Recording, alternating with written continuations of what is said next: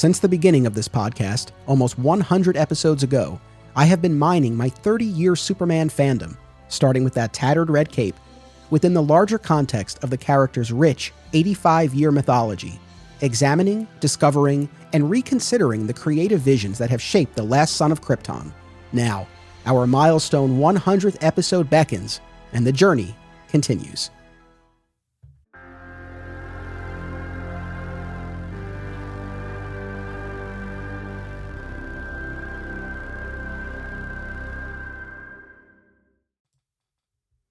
Welcome to Digging for Kryptonite, a Superman fan journey. I'm your host, Anthony Desiato.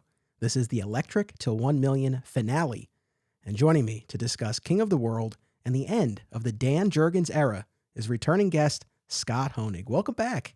Oh, thank you. I am beyond honored to finish out this incredible event with you. I couldn't be more excited. It's been a lot of fun. It's been a lot of work, but it's been a lot of fun.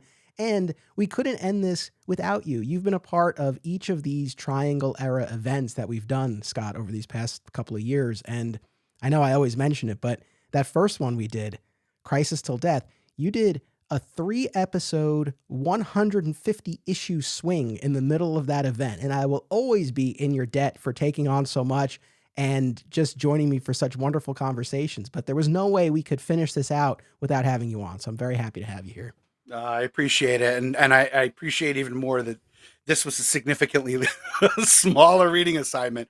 I mean, there's still quite a bit here and certainly ton to talk about, but it wasn't quite 150 issues. So thanks.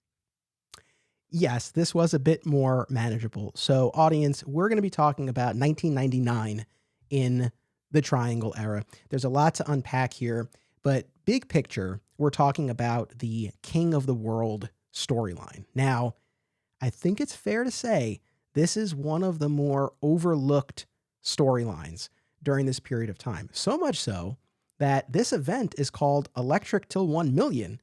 King of the World comes after it. But as I was thinking about this from a marketing perspective, I said to myself, well, even among the Superman fandom, more people know 1 million than know King of the World. So that's why we landed where we did. You and I were just talking off mic, but this is the first time you read these issues, correct? This is the first time. Yeah. I mean, I can recognize the covers to a small handful of them, which means I may have had them at some point, but because I didn't have all the ones around it, I was probably waiting until I kind of had the full run before I read it. And then I got rid of them all. And so this really was the absolute first time I'd read really any of this, certainly straight through. And it was a ton of fun. So I have a question before we start, because you call it the King of the World storyline.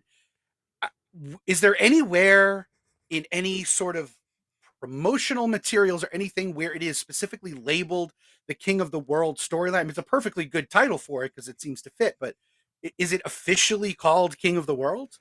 So I'm glad you asked that, because I was thinking about it. And as far as I know, I don't think it ever received that official branding, that official designation, the way other storylines did, like the death of Clark Kent, like the trial of Superman. And those stories got trade paperbacks under those banners. King of the World was never collected in any capacity. There was never any branding on the covers, right, with that title. The closest we got was the one shot that concluded the story, which was called Superman, King of the World. Right. Now, I read all of these on the DC app. I have long since parted with the original single issues that I owned. If memory serves, I believe that in either editor's notes or the letters pages that it was referenced as that story in that capacity. But you're right. It's not like this was King of the World, part 1 of 12, right? That's not what territory we were in. And I think that's probably one of the reasons why this is lesser known. I think even within the Superman fandom, I think the larger reason, sadly, is that this was coming off of Superman Red, Superman Blue, and the Millennium Giants, and the first Dominus arc, everything that we've been talking about on the podcast so far. And I think it's a shame because, and I want to get your take on this, but I feel like this was a particularly strong story, especially in light of what was kind of around it at the time. But I guess big picture, what were your overall impressions, especially since you were reading this for the first time?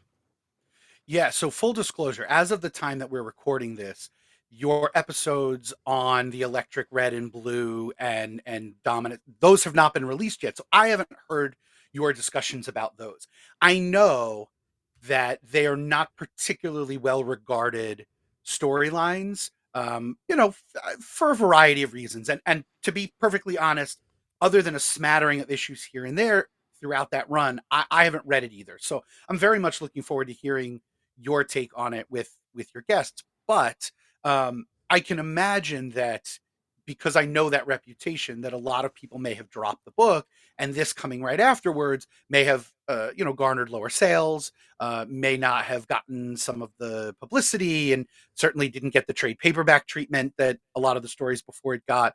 So it's unfortunate, because not only does this close out an era for the Superman books. I mean, an almost decade-long era of the Superman books, with Dan Jurgens really at the helm, and a slew of other writers and artists. Leading into what I think is arguably a stronger overall direction for the books. But for what they had been able to accomplish, and you and I, as you mentioned, have talked about this over and over again since the first event, that the how impressive it is that four creative teams could be putting out essentially a weekly series. Because if you put all the Superman books together, even with the quarterlies and everything, you're getting years and years and years of a Superman book every week of the year. And that is a feat that I don't think will ever be matched. I don't think you could really do that again. It is absolutely incredible, and the weight of the decade before it was sort of sitting on me while I was reading this, and I was thinking about how impressive it was that they did manage to finish as strongly as they did. It's not perfect. I didn't love everything, but overall, I enjoyed the hell out of these issues, and I'm really, really excited to talk about them further. Good to know. And it's funny because as you were ramping up to your assessment, I was saying, well, he's talking a lot about the era generally. That probably means he didn't love these. Here's the thing, though, folks. Just keeping in mind my perspective as I'm coming into all of this. I'm in, I don't want to say a delirious state, but it's like I've been reading a lot of, of these Triangle Era comics, and like we've talked about, coming off of a not so great stretch. So to hit this, it was like an oasis after being trapped out there with the Millennium Giants. So I really came at this from the perspective of, wow, this is kind of a return to form for the books, and a strong note to go out on. Although, one of the, I think, regrets that I have as a fan of this era is that Jurgens and company didn't really leave with any fanfare. The King of the World storyline ends with Triangle number 22, and the Jeph Loeb, Joe Kelly teams come on board with number 46, the last month of 1999 in the Triangle Era. And there's like half a year where there's really a bit of a lull. There's a significant number of fill-ins, about almost a dozen by my count, and some regular issues by the regular creative teams. But again, there really didn't seem to be any pomp and circumstance with saying goodbye to these creators who had led the way for so long. So that's something that I think is unfortunate. Now, we're almost 10 minutes in. For anyone who's like, well, what the hell is the King of the World storyline? So we talked about the villain Dominus in one of our earlier episodes. So he was introduced fairly recently in the Triangle Era books, and he will return in the storyline. But the setup for this is that Superman starts having nightmares that come true. So the first one is in Action 750. He has this nightmare about a train derailment that Franklin Stern, the former publisher of the Daily Planet, is on. And then we see in the final pages of that issue that train derailment has happened. The crash occurred. And this continues to happen. He dreams of a nuclear power plant meltdown, and so on, various instances where he is having dreams of these disasters, and then he's unable to stop them in time in the real world. And so he becomes increasingly paranoid, maybe is a fair word to describe it. And so he sets up this this monitor womb array in his Fortress of Solitude where he can watch everything that's going on across the world. He gives up his Clark Kent identity. He creates this army of Superman robots to police the world. He becomes far more proactive in his stance, to the point where he is deposing dictators, and even, for Superman 4, the Quest for Peace fans out there, ridding the world of its nuclear arsenal, just like in the movie, but to a very different response and reaction from the world at large. And yes, we will ultimately come to find that he's not in complete control of his actions, although I really want to unpack that because I think this is where the storyline gets a little pretty interesting. But that's the gist of it. So he sets himself up as this authoritative ruler of the world because he is convinced that that's the only way to keep the world safe, to be able to get ahead of all of these disasters and nightmares that he's experiencing. Yeah, and we've seen similar storylines, usually in the types of stories that I know you've said that you're sort of sick of at this point, where we take some sort of Superman analog, right, in a different comic, let's say, or an Elseworlds or something like that, and we have the sort of evil Superman, the one who goes too far, the one whose reach is far too pervasive, and we see him try to, exert a little bit more control than the world is comfortable with. To see it in the actual Superman titles with Superman is definitely off-putting. It's definitely off-putting. I mean, he in relinquishing his Clark Kent identity, he also starts to let go of a lot of the relationships. His marriage with Lois is very much on the rocks. His friendships, his even with his parents are, and we don't see them a lot in here. We do see them briefly when he goes home for Thanksgiving, but they're not thrilled with him. The other Supermen, Supergirl and Superboy, and they're not particularly thrilled to now be wearing the S on their chests either. So to see it with Superman is definitely, a little bit more of a treat because it's actually him. I also want to unpack with you the whole sort of mind control, or whatever we want to call it, because it's not where I thought it was going. We don't see Dominus in the beginning of the arc. I thought that it was going to be some sort of adverse effect when he is shot with a synthetic kryptonite bullet that Lex and some other scientists had been fabricating. I thought that there would be some lingering effects from that was causing this change to his psychology, but it turned out that was not the case, and he was being mind controlled. And that's why I said I didn't love everything about this arc, and that's one of the things that I found a little bit frustrating, because I just find that it's too easy, and we've seen it so many times that I bristled at it just a little bit. I hear you. Well, we'll circle back to that. Let me lay out exactly what we covered here. So again, in terms of what I assigned you and what will be the heart of our discussion, it's really that 22 issue or so King of the World storyline. But again, I did take a wider look at 99 in the Triangle Era, though I did skip any fill-in issues, with the exception of the Strange Visitor 4-parter, which was written and drawn by the Friends brothers. I did check that out. But otherwise, if it was a fill-in, I skipped it. But in any event, this was 99 in the Triangle Era. Action Comics 750 through 760, written and drawn by Stuart Immonen. Later on, he'll be joined by Mark Miller, or Millar, as a lot of people like to say, who helped him with the scripting chores. And that team of Immonen and Miller, they'll shift over to Adventures of Superman at the end of the year when the Loeb Kelly era begins and Joe Kelly takes over Action Comics. Over on the Adventures of Superman front, we have issues 564 through 573, initially by Carl Kiesel, Jerry Ordway, and Tom Grummett. Louise Simonson will write a couple of issues towards the end after she leaves Man of Steel.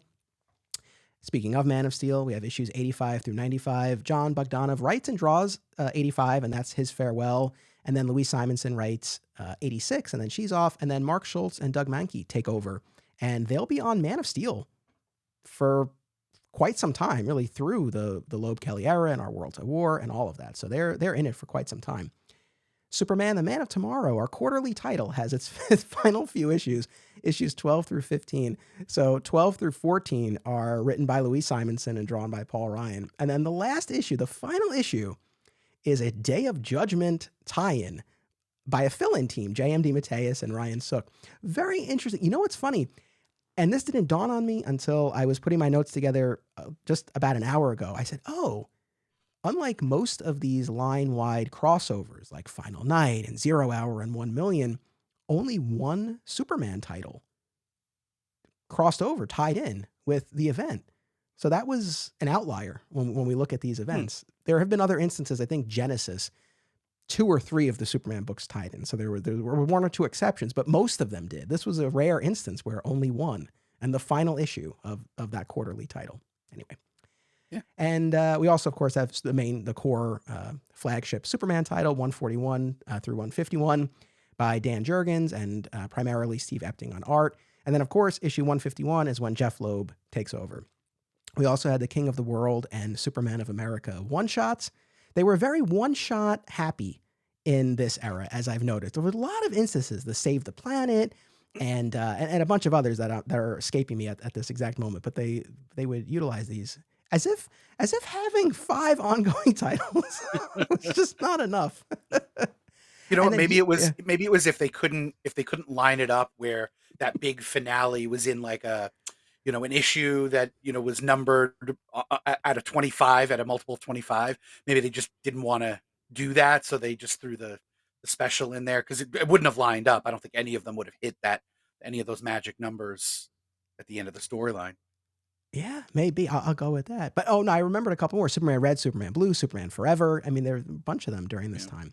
And then you and I also took a look at the original graphic novel End of the Century, written and drawn by Stuart Eminem, which finally gave us the origin and backstory of the Contessa. Curious to get your take on that. This was the first time I had read this in, you know, almost 2.5 decades. I finally got to it. I'm glad I read it.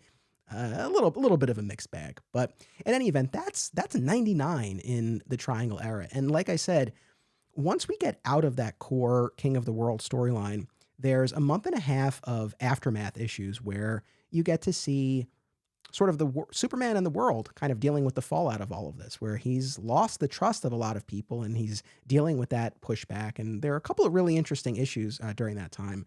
Then we run into the fill-in territory. There are a couple issues by writer John Rosen. And then Tom Peyer does a 4-parter called One Man JLA. Again, I skipped all of that.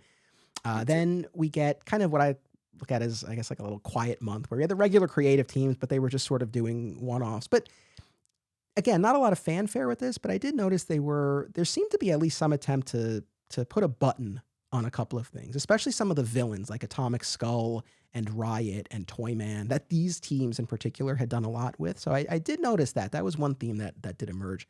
Then we had that 4-part Ron and Randall Friends story that introduced the strange visitor character, one of Clark's childhood friends from Smallville, who, unbeknownst to everyone except us, the audience, and Wave Rider, of course, is imbued with the essence of Kismet, this celestial being that Dominus was after all along. And of course, Strange Visitor has the electric powers and costume. So for people who needed their electric Superman fix, this was somewhat of a stand-in, although this character ended up not sticking around long at all. Then we have the Dan Jurgens farewell. He did a Superman 150. That was his final issue on the title. Then we had that Day of Judgment tie-in. And then the first month of the Jeph Loeb, Joe Kelly era. So that's sort of the rough roadmap of what this year looked like. But like I said, a lot of fill-ins, kind of a lot of flux, especially in the second half of the year. And I mean, it was a period of transition, but again, I don't want to belabor the point, but I do just wish that there had been more of a sense of like, hey, we've been, they were steering the ship for so long, for so many years, and right? Yeah, there were highs and lows, but there was still this consistency throughout. And I don't know. It was just kind of a lackluster note to go out on after everything, I thought. Yeah, I'd be curious to know what the behind the scenes story is about the transition out of this era and into the next one, because I imagine that, look, I'm speculating, purely speculating. I don't know whether Dan Jurgens and company opted to leave and the editors then had to scramble to find new creators to put on the book and new directions. I don't know whether this was an editorial mandate of like, you've been on it long enough, let's change direction. I don't know if it was an agreed upon thing that at the end of the year, I mean, it seems reasonable. It's not just the end of the year, it's the end of the millennium. So, it seems like if we're going to change direction, this would be a good time to do it. Um, but yeah, it does seem a little slapdash in the way that it was put together. But you're right. There were a couple of moments where I felt like, oh, there's a nice callback or a button or something to say farewell. But I agree with you. I think that there really should have been something. I mean, in today's market, you'd get like a letter at the end from the creator thanking the fans and the fellow creators for, what a wonderful time they've had on the book and all that. And we were, as far as I could tell, because I was reading it on the app too, there wasn't really anything of that kind. So I don't, the last thing I think we saw that came close to that would have been the giant wedding issue where, Jurgens and almost everybody who'd worked on the book since John Byrne took it over kind of had a little hand in it, or a couple of pages, and then they all their names in the back. But yeah, we didn't get that here. Yeah, I mean, Jurgens himself at least got to go out on Superman 150, right? A milestone Mhm. anniversary issue. So that was cool. And the final page of that, via narration, sort of sums up the essence of the character, where we're told a lesser man would bask in the adoration of the crowd, but Superman is not a lesser man, and Superman turns to the audience and winks, and so we get that in that last page, and again the fact that it's a milestone issue. Hey, speaking of milestones and anniversaries, so well, first and foremost, the most important thing, Superman. But when people hear this episode on April 18th is the 85th anniversary of Superman. Wow, unbelievable. That's right, because Action Comics #1 had a June 38 cover date, so it would have been released in April. Yeah, it's Unbelievable. astounding. It's really astounding. I mean, and it feels like we were just celebrating 80, and here we are at 85. So Yeah. happy anniversary to the Man of Steel. And then Happy anniversary. next week for us is our 100th episode. So it's a very Oh, very wow. exciting time. Yeah. Wow, unbelievable. Oh, Originally it was going to be, the 100th episode and the 85th anniversary were going to be on the same week, but I was like, listen, let Superman have his moment here. well, we're discussing 1999 and episode 99, so it fits. Yeah, I think it works. How about So, that? what I'm especially curious about, and unfortunately, I guess I probably spoiled it for you, or, maybe you had heard over the years, but I was curious, especially if you're reading this King of the World storyline for the first time. I mean, how much did you know going in? Because I think one of the things that's interesting, and I was trying to think back to my own memories of reading this as a kid in '99, was that you, and you had mentioned this earlier, it's like Dominus, the involvement of Dominus doesn't come until deep into the story.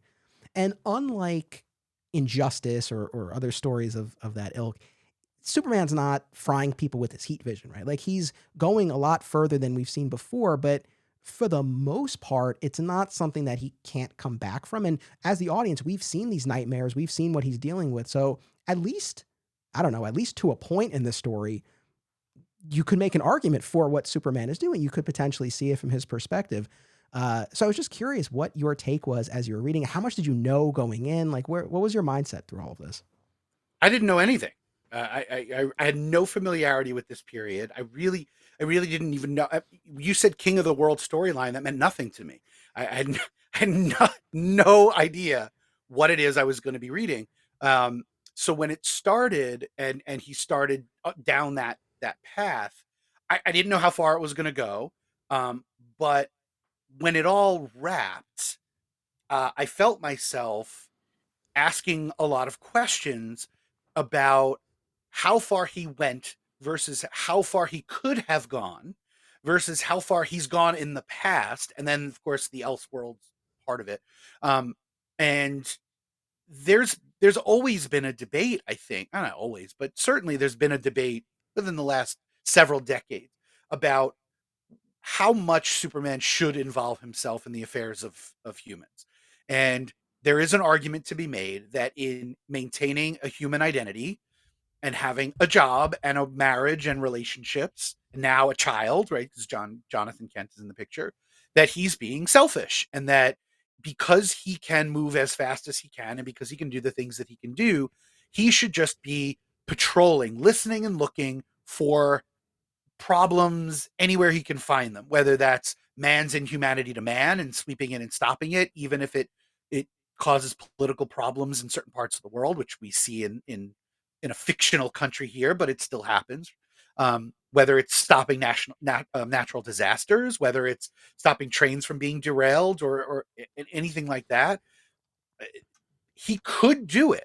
And he himself often has lamented that there's so much more he could be doing, that he can't save everybody. And here he shows that he can come a lot closer if he wanted to, but at what cost? Because in giving up the relationships and in giving up the Clark Kent part of himself, he becomes almost a different person. He's cold. And even thinking all the way back to some of the first conversations we had about this decade of comics, when the Eradicator was bringing out the Kryptonian side of him, we saw that coldness. And I was very much reminded of that period too, where we saw a side of him that I don't know that we liked very much. I mean, it made for good stories, but as far as a person that, you know, whom we admire, I don't. I didn't feel so great about him then, and I didn't feel so great about him now. So I found myself kind of going back and forth because I don't know.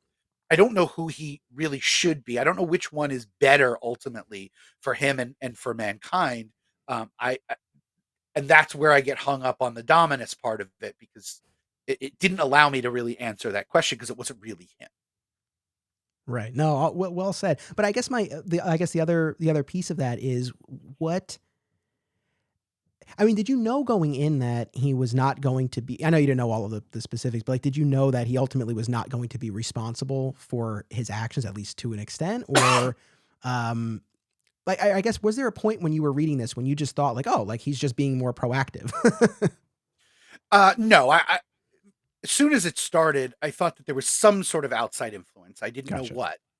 Um, I thought it was going to be the influence of this synthetic kryptonite bullet he was shot with.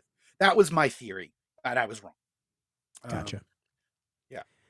No, I hear you. All makes sense. It's, I think, you know, there are a few pieces to it that I really like and I think make for a strong story. One is that, again, unlike something like Injustice where he goes so far afield that it's you can't defend, you can't make an argument, right?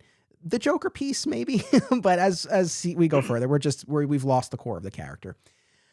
But here again, I think you see him going too far, certainly, at least, you know, according to everyone around him, right? His friends, his allies, his family, like everyone is telling him, hey, you're going too far. Right? The JLA, Team Superman, Lois, the Kents, like everyone stages an intervention of some sort trying to get him to back down.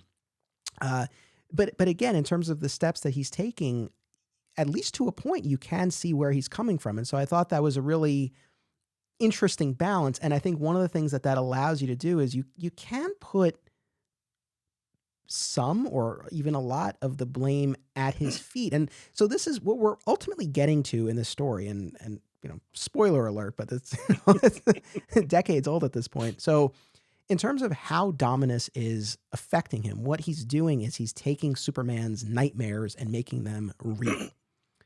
Right now, it doesn't seem like he's planting the nightmares in his head. It seems to be that he's taking what's there and making it real. But I don't know. I think that maybe it's a little bit of a gray area. What was your read on that? Yeah, it wasn't entirely clear how it was happening. I read it very similarly to you. I thought he somehow was able to access Clark's dreams, and then, oh, you dreamed about a train derailment. I'm going to cause a train derailment. That's my take on it Yeah. as well. Where I think it gets even more nebulous is to what extent Dominus was actually controlling him or influencing him beyond simply making the nightmares come true. Because I think the more interesting angle is that it was Superman, right? Like he was set up for this, no doubt, but he's ultimately the one making these choices. In the first Aftermath issue by Jurgens, this is the one Mhm. with the soldier in a wheelchair on the cover Yeah. with the flag behind him burning Superman's cape. Very powerful Yes. imagery there. Superman's flying, and you know we get his internal monologue, and he's talking about how Dominus, and I think the exact quote is, controlled some of my actions. And I remember reading that. I'm like, well, all right, like, well, what exactly is the deal here? I mean, there is the point towards the climax of King of the World where Dominus actually takes Superman's place, like literally morphs into Superman and imprisons Superman. But we're not. That's its own thing. So I don't know. I feel like having just read through all this, I feel like even among the creative teams, I know we always salute the coordination and for the most part that's there. I feel like this might be one of those instances where maybe like each team kind of had their own idea about what Yeah. exactly Dominus was doing. I mean, what is your understanding of the extent to which Dominus was actually controlling him beyond just bringing his nightmares to life? I don't know if I've really come to an official conclusion. I'm a little bit unclear on it. I agree with you though that the far more compelling story would be that Clark's having these dreams. The dreams are coming true.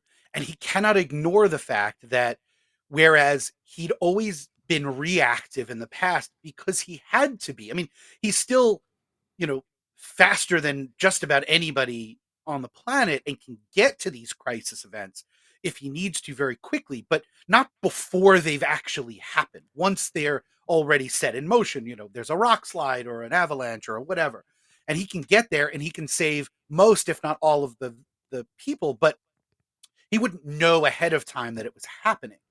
And here, for him to recognize that this is my early warning, my early detection sense or something. And this allows me to do my job in a much more effective way and just get so caught up in being able to do that he has to take that opportunity, and that he hopes Lois and Jimmy and everybody else understands, but he's got to do. That's where I was hoping it would go. So that's, I think, where some of my disappointment in where it ultimately went came from, because I feel like it's just too easy, especially when they leaned all the way into the dominant control.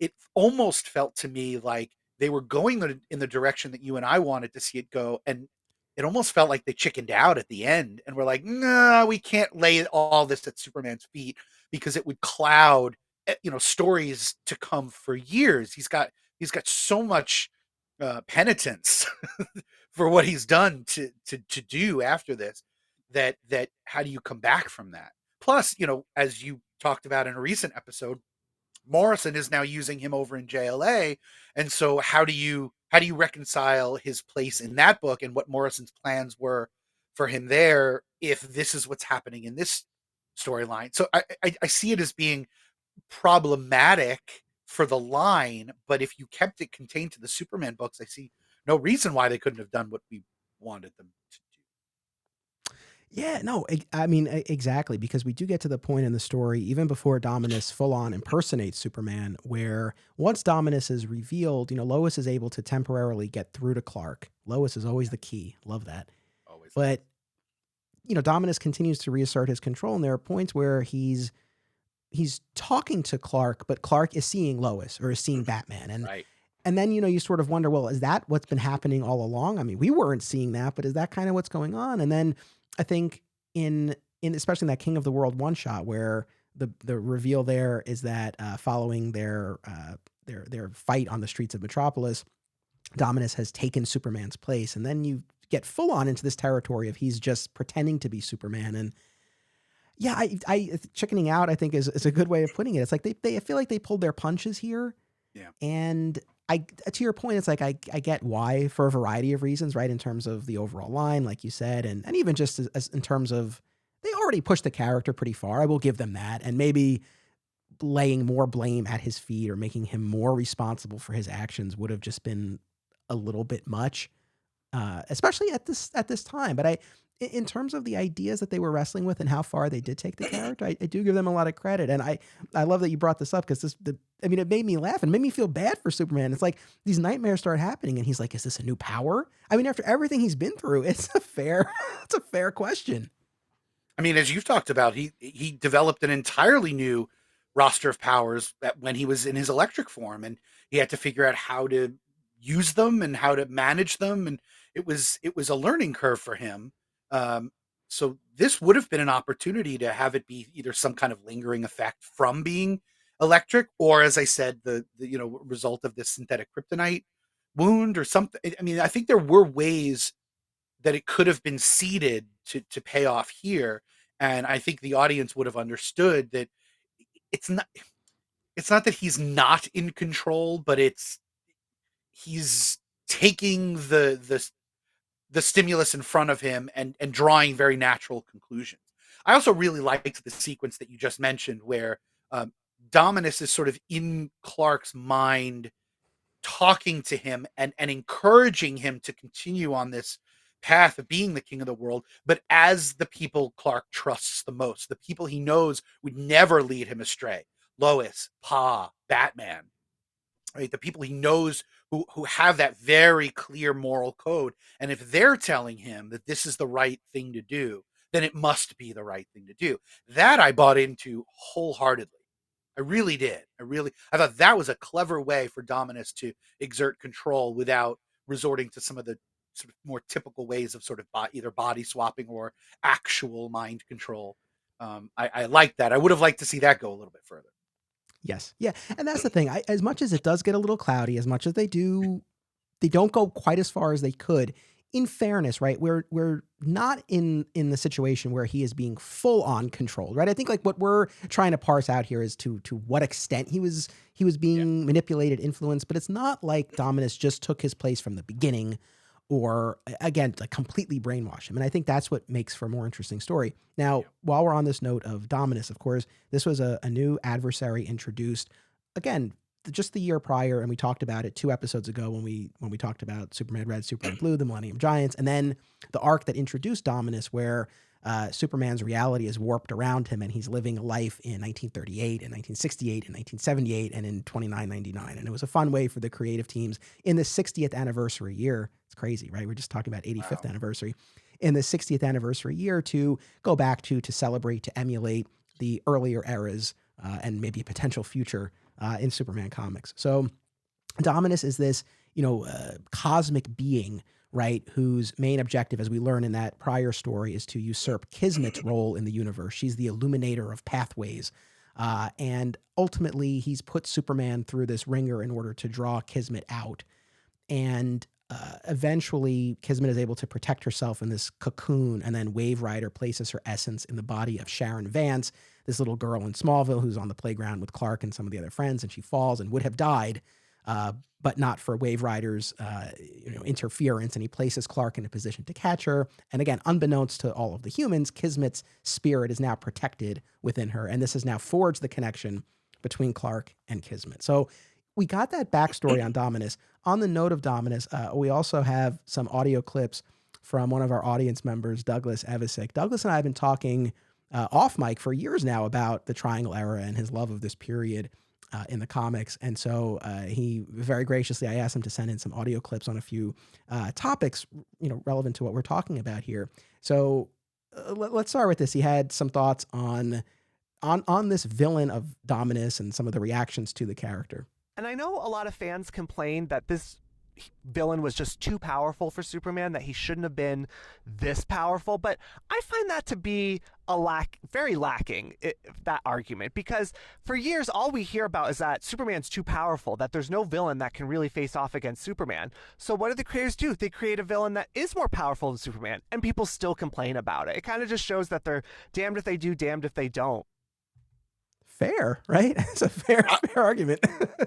Douglas, that is an excellent point. And as much as, I don't love everything that the creators did with Dominus, I agree with them. I think Douglas, you are right in that you have to give the creators credit for trying to come up with a worthy foe for Superman.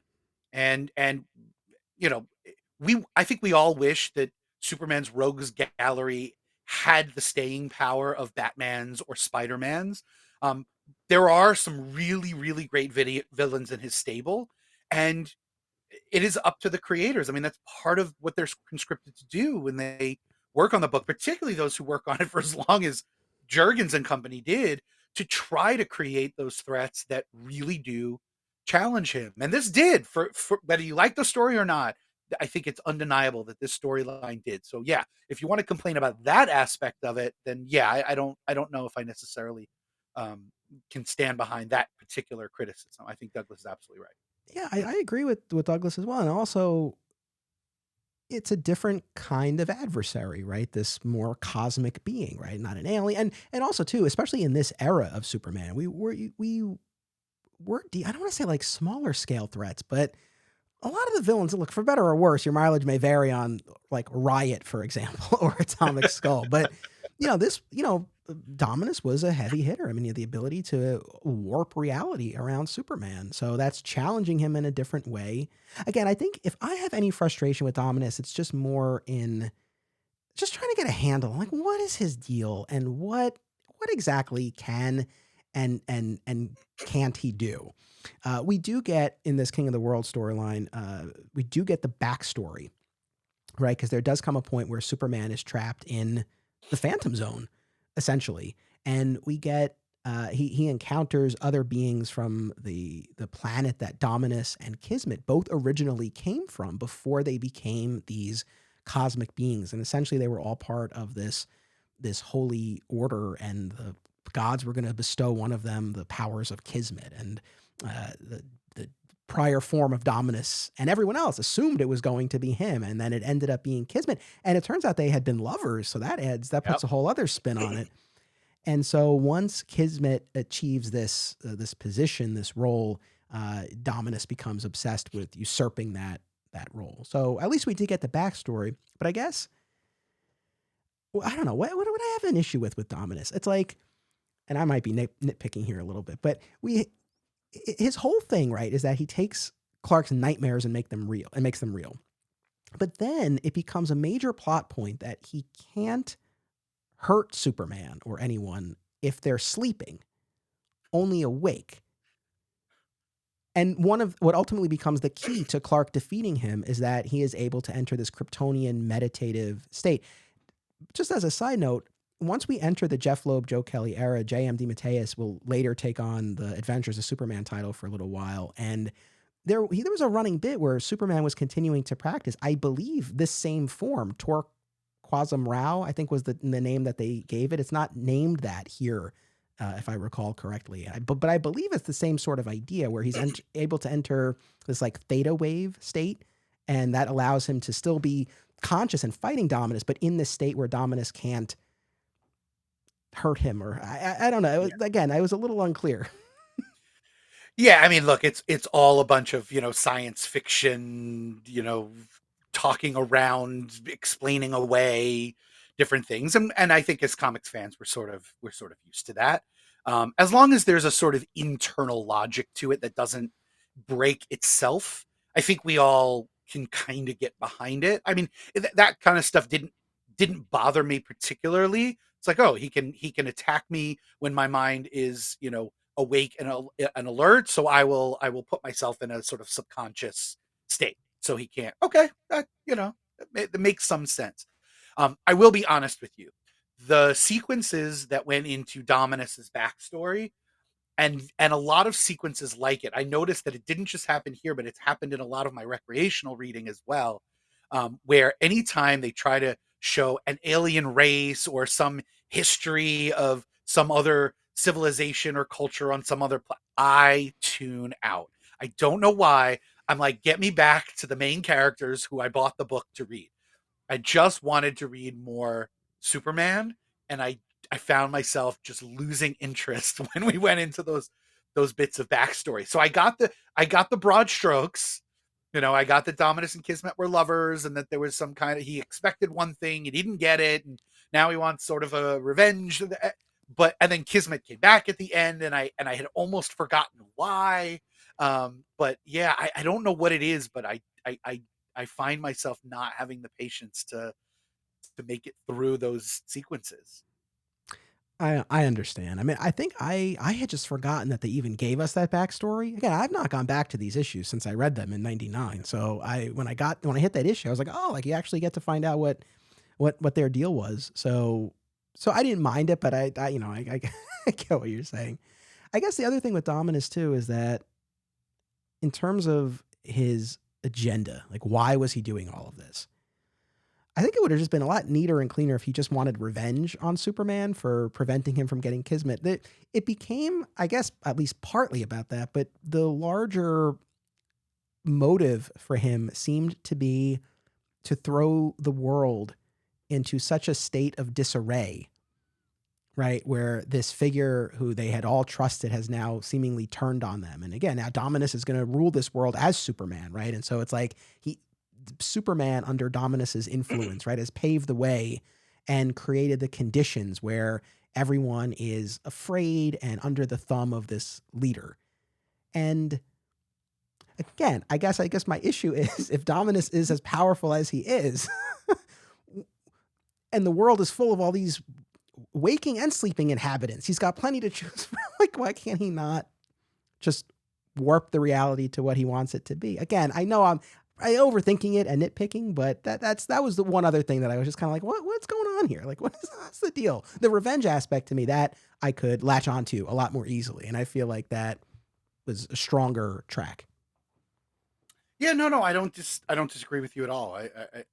And again, whether it's nitpicky or not, I think it's fair to criticize the motivation a little bit, for wanting it to be a little bit, first of all, a little bit clearer, but also a little bit more identifiable, relatable. That's a very reasonable thing to expect from a villain, especially one who takes up this much real estate in the titles. I mean, this storyline, it goes on for a while. I didn't expect it to be quite as long as it was. This is true, because again, the first nightmare is at the end of Action 750, which is Triangle Era number 1. And it's not till 22 that we have our climax. And then again, we still have a month and a half of aftermath where the world doesn't trust him. So, this does go on for a while. I did like the way it built because, again, it starts with these nightmares that he's too late to stop. And he starts watching the news all the time, right? And not sleeping. And again, patrolling more and becoming more proactive. And so I did think, to their credit, it wasn't like, oh, they just flipped the switch and all of a sudden he's like, I'm king of the world.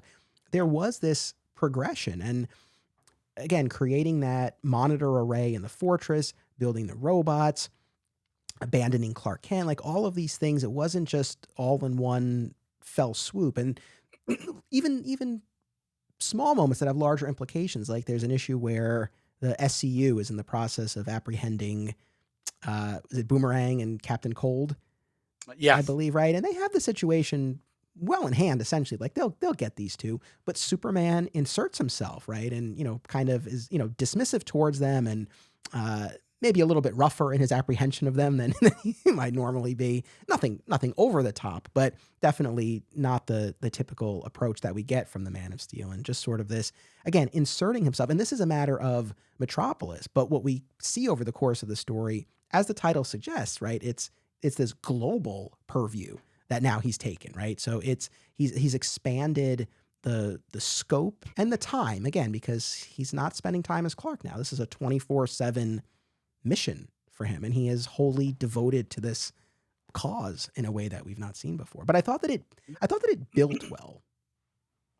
No, I agree. And maybe it's because at this point I'm sort of conditioned to read, 5 or 6 issue stories collected for a trade that, sort of start, build, and not that they don't extend beyond one trade, but sometimes they do. But I guess reading, essentially 22 issues in a row like this, it felt, because normally if you had a monthly title, 22 issues plus the aftermath stuff, like that's 2 years of story.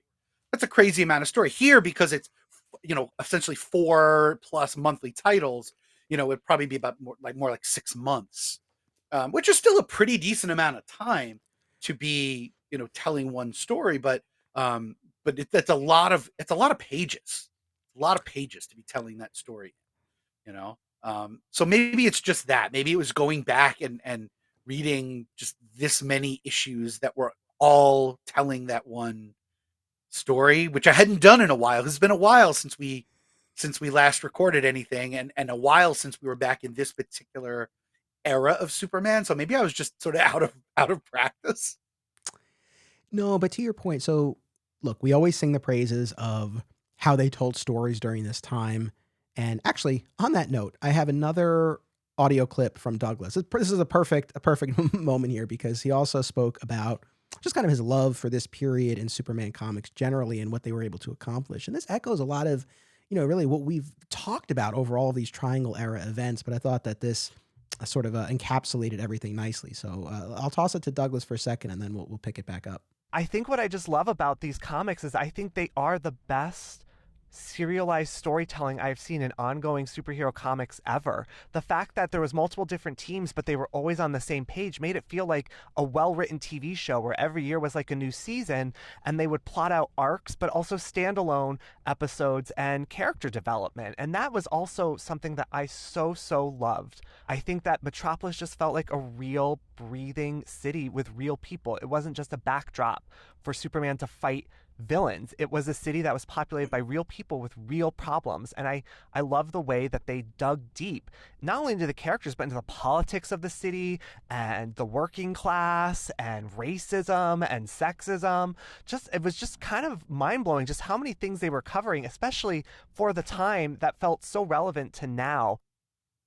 For sure. And I do want to circle back to kind of the depiction of Metropolis and the issues, because this kind of points to some of the subplots that were going on, and we'll jump back to that. But I mean, I agree with everything he says. Not to undermine that, but I think what can be a downside to this, and we've hit this a number of times along the way, is because you had 4 titles, and yes, eventually the stories would always kind of ramp up, and I think this became less of an issue as you got deeper into each storyline. But at the beginning of each storyline in this Triangle Era, often, and you and I have talked about this, you would get the same beat that plays out across each of the titles for a month or 2 months until we reach the tipping point and we're like all the way in. And so it does run the risk of getting repetitive, especially, look, the beginning part of this storyline where he keeps having these nightmares and he's too late and he's watching the news a lot and he's becoming more withdrawn. And especially if you are kind of binge reading it might get a little tiresome. I really didn't run into that myself this time, but I could definitely see it. And I do think that is a potential risk of the way these stories are structured, as much as there's a lot of strengths to them, as we've talked about. Yeah, I really enjoyed hearing Douglas talk about that, because, first of all, you could hear the joy in his voice in talking about how much this era of comics means to him. And look, every era of comics is meaningful to somebody out there because of where they were in their life when they experienced it, how old they were, what they were going through, all those things. And that's the beauty of these ongoing, macro stories is, whatever your version of that character or concept is, that is yours, and no one can take that away from you. Other people may not enjoy it as much, but that's then I applaud him for it. Gotcha. You froze for a second. I love there, that. You froze for a did I? second, but you came in. No, it's all good. I think we smoothed out here, just a brief Wi-Fi hiccup. But thank you for bearing with us, audience. But I think I got everything that you were saying. I agree. And I mean, I guess the other thing that I really appreciated about the story, that I think was one of its strongest points, in a recent episode, we talked about John Kent and the scene between Clark and John at the beginning of the Son of Kal-El series, where John is like, "Why don't you do more?" And Clark's response was essentially, I wasn't born here, right? I don't feel like it's my place. And interestingly, one of our audience members and past and future guests, Perry Constantine, he reached out after that. He's an expat living in Japan, and he talked about how he kind of identifies with that. And it was interesting to get that perspective. And as I said in that episode, I think Clark's response worked in the context of that issue and that dynamic and what that series was going to be about. However, I think the issue that I had with it when I was reading it was I just felt like, well, we've seen other instances of reasons why, like really more specific, tangible reasons why, he can only go so far. He can only be so proactive. He can only insert himself so much in global politics. And I thought that this story did such a good job of showing, I think, what a realistic reaction would be. But even beyond that, how difficult it would be to maintain. I think that was the thing that struck me more than anything else. Like, he deposes that dictator in one of those countries we were talking about, and demands that, they hold democratic elections. And the elections happen, but very shortly thereafter, right? Once Superman's not there, the dictator and his supporters, try to overthrow the democratically elected government. And that's, one of the inciting incidents that causes Superman to create and deploy these robots to sort of maintain what he has set up. When he does get to the point of deciding to disarm the world of its nuclear weaponry, look, there's value to be had in Superman 4, The Quest for Peace, but one of the things that, and I've said this many times on the show, that is always kind of like, okay, he makes this big speech at the UN, everyone applauds, and it's like, I don't know that the countries of the world would react that way. And not only is there pushback to what he does, but it incites a new arms race, right? And they're doing everything they can to, to mine what remaining resources there are, and it just creates new problems. And so I think that was the other thing about this story that I thought was really interesting. And they did a really great job of just kind of showing how hard, not just how people would react, that's a big part of it, but also just how difficult it would be to maintain. Like, it ultimately requires the presence of these robots. So it was a cool angle. Yeah, I absolutely agree. And I saw parallels to sort of modern politics, 20th and 21st century politics, when, for various reasons, when a corrupt regime is removed from power, and in the vacuum that it creates, oftentimes a new corrupt regime takes place, sometimes worse than the original. And so we see these cycles play out in reality, because the reality is the peacekeeping forces that often deposed the original corrupt regime can't exert that ongoing influence. They have to leave the region, or their resources are depleted, or whatever it is. And so for Superman, who can't make a home in Kota Zamfir, so so that he can monitor the situation, to create this army of robots. And of course, as we know from almost all sci-fi, an army of robots is never a good thing, because they will often sort of go rogue, or be co-opted or something like that. And then something similar sort of happens, where the robots themselves are in some ways, what's the word, they're the coldness of these non-living robots are an extension of the cold Superman that we get. And if we had a Superman here who was the one we know, first of all, these robots wouldn't have even been created. They wouldn't have been doing what they were doing. But there'd be a real disconnect. There'd be a real disharmony between Superman and the robots. But because he has gone down the road that he's gone down, the robots feel very much like an extension of him. So I liked that the robots were here. I liked that part of the story. It made sense to me. Oh, absolutely. And, that's one of those things that as a kid, having not read pre-crisis Superman, I don't think I even had any sort of conception of Superman robots. Yeah. And, it was what it was as I was reading this storyline. But now I look at it and it's like, oh, that's a great callback to pre-crisis Superman, but with a completely different spin and tone to all of it. And so I really dug that. The other thing too, because I was trying to remember, like, what was I thinking when I was reading this the first time around as a kid? And look, in fairness, and I don't say this in a, to put down the creators of the stories, but I think ultimately, right, these are meant to be able to be enjoyed and consumed by a younger audience. And so I can say, I think this story worked for me as a kid, because I feel like I do remember, like, really wondering, like, what's going on with Superman? And I guess then and now, but especially then, like, the line that they walked was such that, like, something's up, but you don't really know. Like, they didn't overplay their hand, where, again, like, as a kid, I definitely did not think it was Dominus.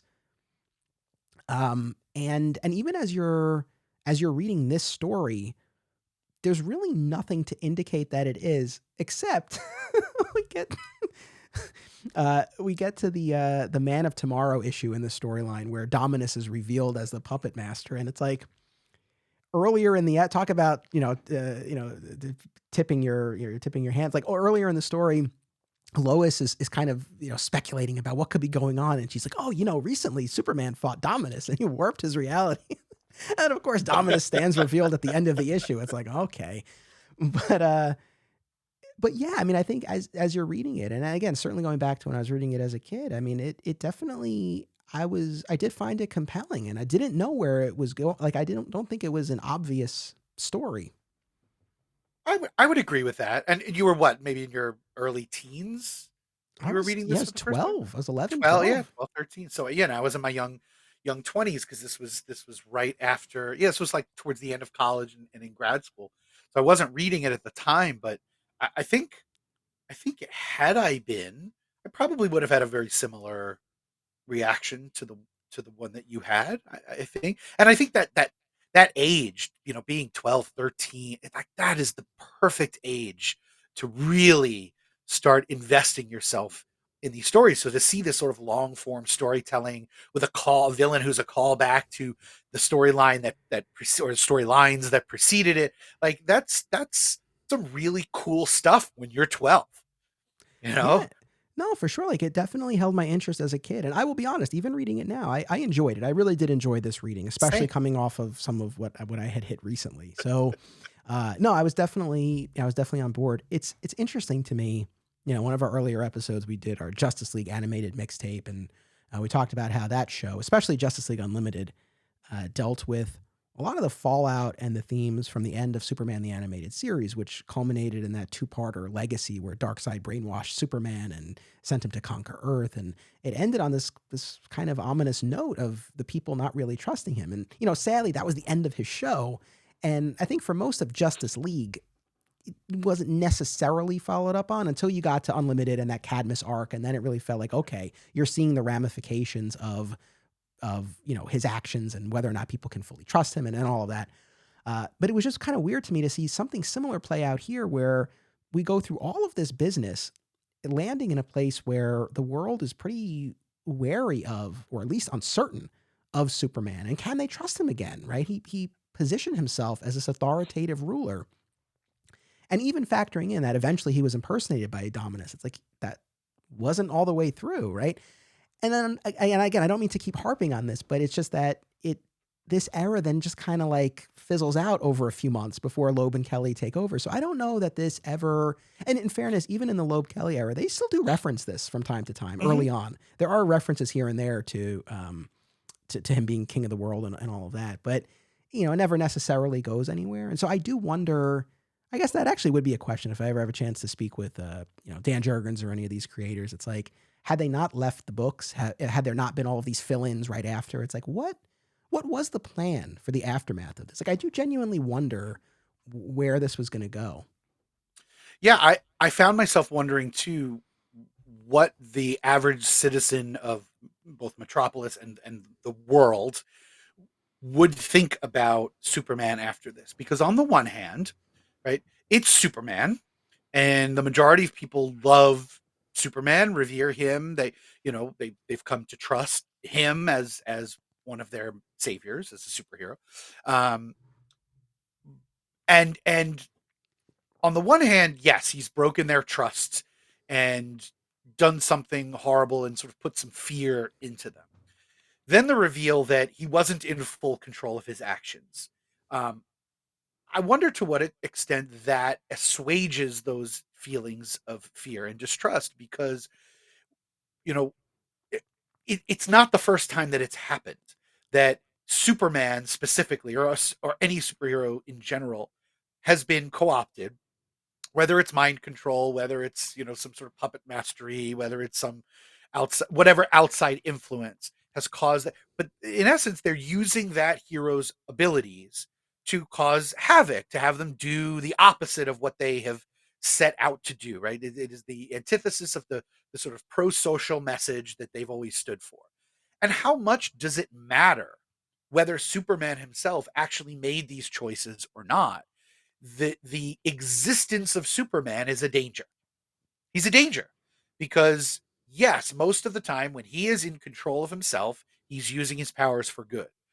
But there have been enough times where he hasn't been in control and those powers have gone really, really wrong, that I don't know that if I'm a citizen, I feel really good about the existence of superheroes in my world. If I'm thinking sort of real world about this, right? I mean, obviously, the storyline has to go on, and he has to regain their trust, and new creative teams have to take over and send the story in its new direction. But I found myself wondering legitimately, like how much would I, how far would I, how easy would it be for me to have come back from something like this? Yeah. No, I think the man on the streets, view of Superman, and then also again this larger question of how far should Superman do or go? I think these are valid questions, and does the story go as deep as it can? Is there as much nuance as there can be? Probably not, but I think it really it does more than you might expect from books of this era. I'll say that much. And the aftermath issues. Did you get to read some or any of those? So there was the 145, Superman 145, and then we skipped to Yeah. Superman 150. Okay. Yeah. No, I'll just say real quick. So I guess it is 145 with the vet on the cover with Yes. that I think was probably the strongest one where Yeah. the Postmaster General of Metropolis is able to get a hold of Superman. It's like, hey, there's a lot of mail piling up for you. Usually you come every Christmas, right, for Metropolis mailbag. And so he goes, and it's, you talk about like him doing his penance. It's like he's reading tens of thousands of these letters of people who have lost faith in him.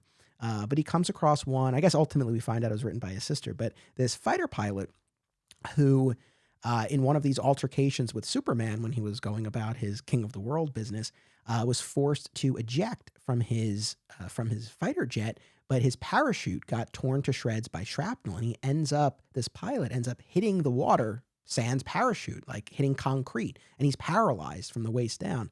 And so Superman, as Clark, goes to visit him, which was a nice touch, and that's like allows him, even though he still hears what people are saying, it's like at least he can walk unencumbered and speak with this person. And I think sort of the nice twist, so to speak, here was that this guy could have very easily just blamed Superman for the fact that he's in this wheelchair, but instead he was grateful that he was even alive. And he's only alive because one of Superman's robots was programmed to basically like follow along and like clean up any messes along the way and rescued this guy.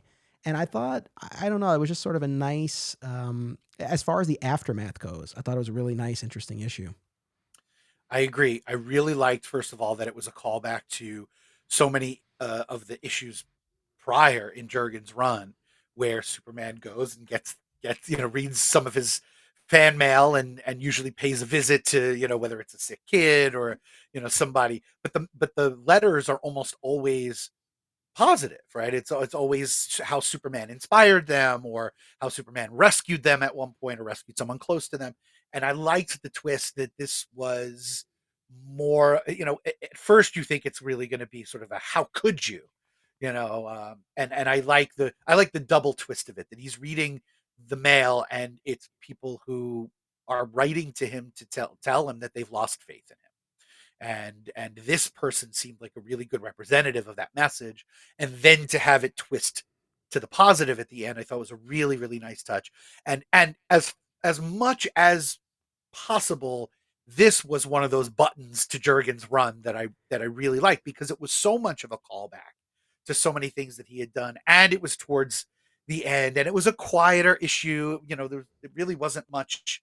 I don't think there was really much physical conflict in this. I mean, Superman's going around sort of doing as many good deeds as he can to try to, make up for the whole Dominus affair. But I really liked that it was a quiet issue. I thought this was great. It didn't make me read the next couple of issues between this one and 150, but I did enjoy it very much. No, I hear you. The one right after this, I think it's an issue of Adventures, and in it, Superman is due to go on television to be interviewed by Lois to explain his actions. Long story short is the Lex was sort of pulling the strings, and he was the one who had arranged the interview. And then he had arranged for Metallo to attack an airfield. An outburst from Lex's Superman of America was going to save them while Superman was on TV. But Lois figured this out, and Superman blew off the interview to go save the day and stop Metallo. And I think it sort of made this point that, doing rather than saying, right? Like he's going to win back the people's trust through his actions, by being Superman, by saving them, by being there for them, not by, again, sitting on television and trying to appeal to them in that way. And I think that's sort of, I guess sort of accounts for how ultimately, even though, you only see so much of it, but I think that sort of accounts for how he ultimately, earns back their trust.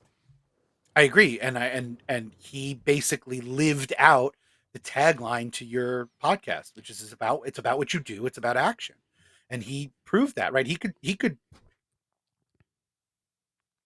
Oh, we had sit on long. I cut out again, didn't I? Yeah, just for a second there. Yeah. Just for a second there. I mean, he could sit on live TV all night and talk about what happened and try to convince the population of the world that he wasn't responsible. But I don't know how many people are really going to buy that. But by watching him spend his energies going around the world and cleaning up his messes, I think says a lot more about his feelings of guilt than anything he could say. In terms of, kind of what he does, there was one point in particular where I was really on Superman's side. It's when he affects the weather patterns and essentially manipulates an electrical storm to help repair the ozone layer or something like that. I'm sure my science is off, but that was the gist of it. And it was in the lone issue that Ma and Pa appeared in. You mentioned this earlier, and I agree. And I think this is one of the big missteps of this story. Lois, thankfully, rightfully, plays a key component. She's the one who doesn't give up on him. She makes her way, on her own to the Fortress of Solitude, which he's, turned into this citadel, right, to be a target that the world will, waste the rest of its weapons on trying to destroy. But she makes it to the fortress. She's the one who's able to get through to him. Her kiss, her love for him, that's enough to sort of snap him out of this state that he's been in. So I think Lois comes off great and gets a lot to do, and I enjoyed that. But Ma and Pa only appear, if I'm remembering correctly, in that one Thanksgiving issue where, Superman has already abandoned his Clark Kent persona, but he at least knows enough that he owes Ma and Pa goodbye, and so he goes to spend Thanksgiving there. But he has to race off to deal with things. And one of the things he does again is affect the weather patterns. And I think it's Ma's like, you affected the weather, and I don't know, maybe this is just we've come to learn so much more about the state of the environment and everything, and I'm sort of like, I don't know, that's probably a good thing. Yeah, it could be. Uh, yeah, so you mentioned Lois and her role in all this, and yes, at a certain point, she takes it upon herself to go to the fortress to try to save him. And I was hoping it wasn't going to be one of those like, I know you're still in there, Clark. I love you, and that would snap him out of it. And it really wasn't. And of course, by going to the fortress, she imperils herself, and Superman robots have to rescue her, and it's all. But there is that one issue where she essentially writes this very sort of anti-Superman piece for wherever she's working. I mean, at this point, Luthor had bought the Daily Planet and shut it down, and so Lois and Jimmy and Perry, like, they're all working essentially for him. Yeah, they're working at Lexcom. Right, at Lexcom, and she writes this expose that, not an expose, but a piece that is kind of a hit piece on Superman, and I was shocked at the fact that she could even do that. I understand her personal feelings about it. That struck me as a little bit strange, but it was an interesting piece because usually she's writing these pieces about Superman that are so uplifting and that show us his humanity. And this was absolutely the opposite. So I was really shocked by that. Yeah, I think why that works, or at least why it worked for me, was again how the story escalated. I think if all of a sudden in the course of one issue, Superman just completely turned his back and acted even more harshly towards Lois, it would have been a dead giveaway that something like he's being controlled. But I think the way this played out, there does seem to be some sense of regret, right? As he's telling her, like, I have these responsibilities, like I can't afford to have this life. And it's, you can imagine like how jarring that would be. And as much as it's like something's wrong, but it's like, she can't pinpoint what it is and he's not snapping out of it. So I think it works in that sense. And then also, that it's kind of shades of that. It calls to mind the article that Lois writes in Superman Returns, right? Why the world doesn't need Superman. Right. I actually thought about Superman Returns in another moment in that Thanksgiving issue where he's on the farm with Ma and Pa for Thanksgiving, Hmm. and he says to them, he's like, if you heard and saw what I did, you would know that what I'm doing is right. And that makes me think of that great scene from Superman Returns where he says to Lois, he's like, you wrote that the world doesn't need a savior, but every day I hear people calling out for one. And again, I just like there are these various moments along the way where, again, especially before you know that he's being manipulated in this way, it's there's at least this question of like, has he just decided to do this? Like, it's yeah, I don't know. A lot of this, I have to say, a lot of this really did, a lot of this worked for me. No, I agree. I wasn't bringing that up to say that Lois's article didn't work. I just found it surprising. That's all, because we don't usually see that opinion about Superman from her. It fit with the story, and it worked for me. I was surprised in a great way. And I'm glad you brought up what he says to Pa Kent during that Thanksgiving episode or issue, because Pa's response has been rattling around in my head for a while now, because what he says is suffering, tragedy, and risk are necessary. They're all part of the human condition. I wouldn't want to live in a world without risk. Would you, Clark? And my response was, yes. Why would anyone want to live in a world with tragedy, suffering, and risk if they didn't have to? And I think he only helped prove Superman's point. An admittedly sort of misguided Superman, but I think he proves the point. Like, if Superman can prevent suffering, tragedy, and risk, why would he not want to do that? That is interesting, but I think doesn't that isn't that after Pa is chopping wood and Superman like grabs the axe from him? It It's the could same be. I don't issue remember specific. It's the same issue. Yeah. because I think maybe it's. I mean, I don't know. Like that's the line here. It's like, well, if I can, repair the ozone layer and allow the Earth to live longer, shouldn't I not do that? But Yeah. I think when we see his actions in this issue and throughout the story where it's taken to such an extreme. I mean, again, not letting the SCU do their job, right? Sort of rendering them kind of irrelevant.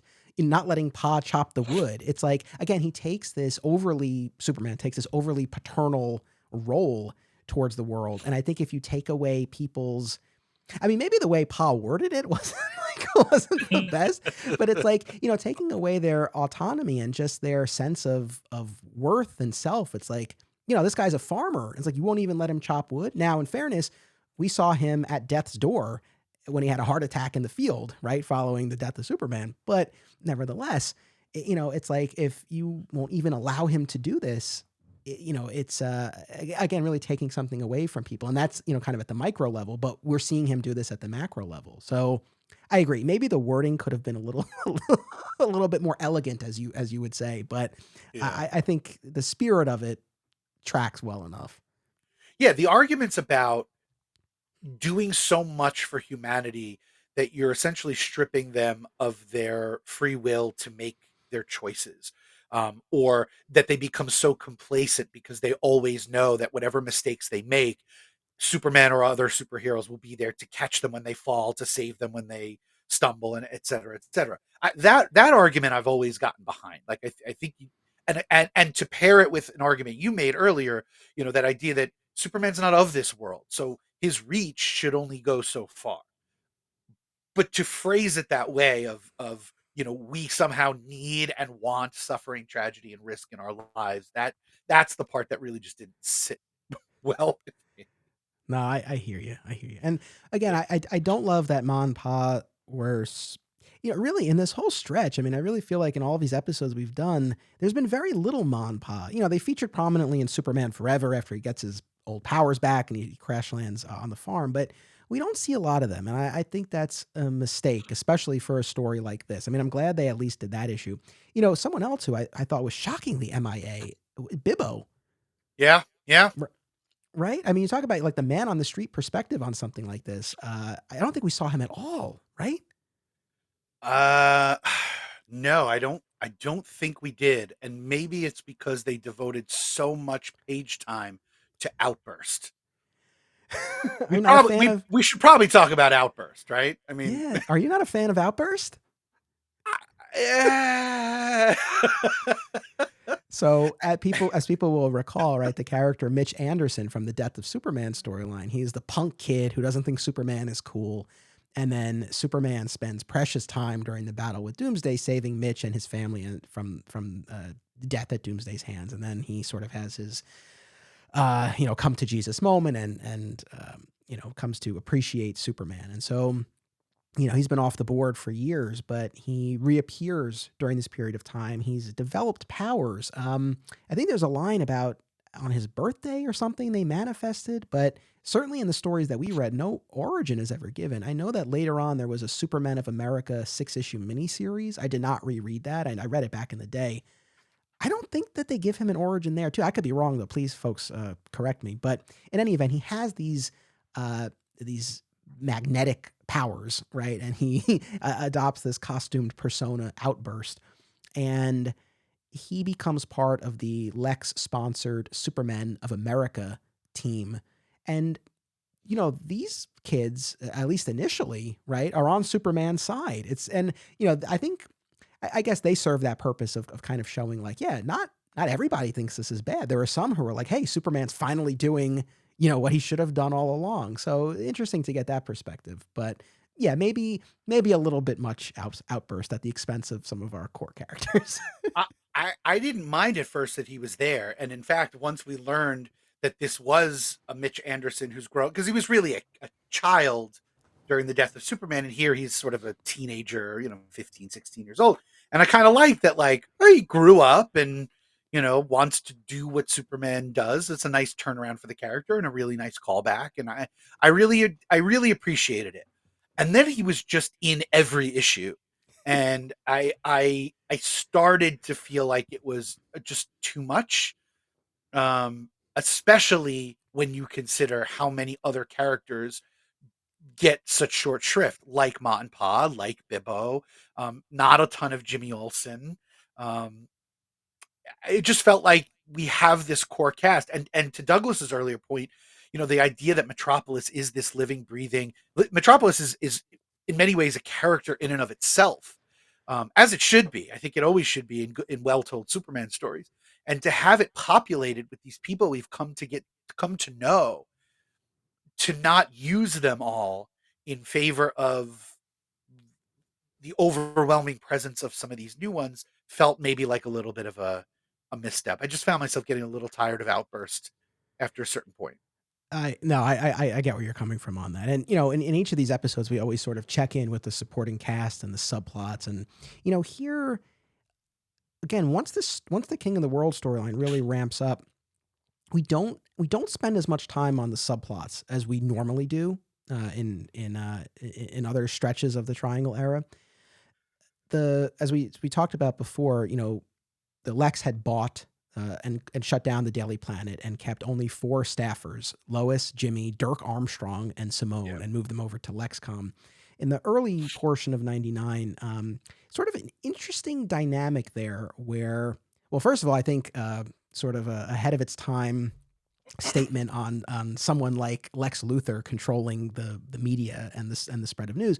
But even more specifically, there's a lot of tension between Simone and Lois because, Lois wants to pound the pavement and go out there and get the story. And her task, like all of their tasks now at Lexcom, is essentially to receive the news reports that come in through the services that Lexcom has subscribed to and then construct stories from that. So they're not actually out gathering the news.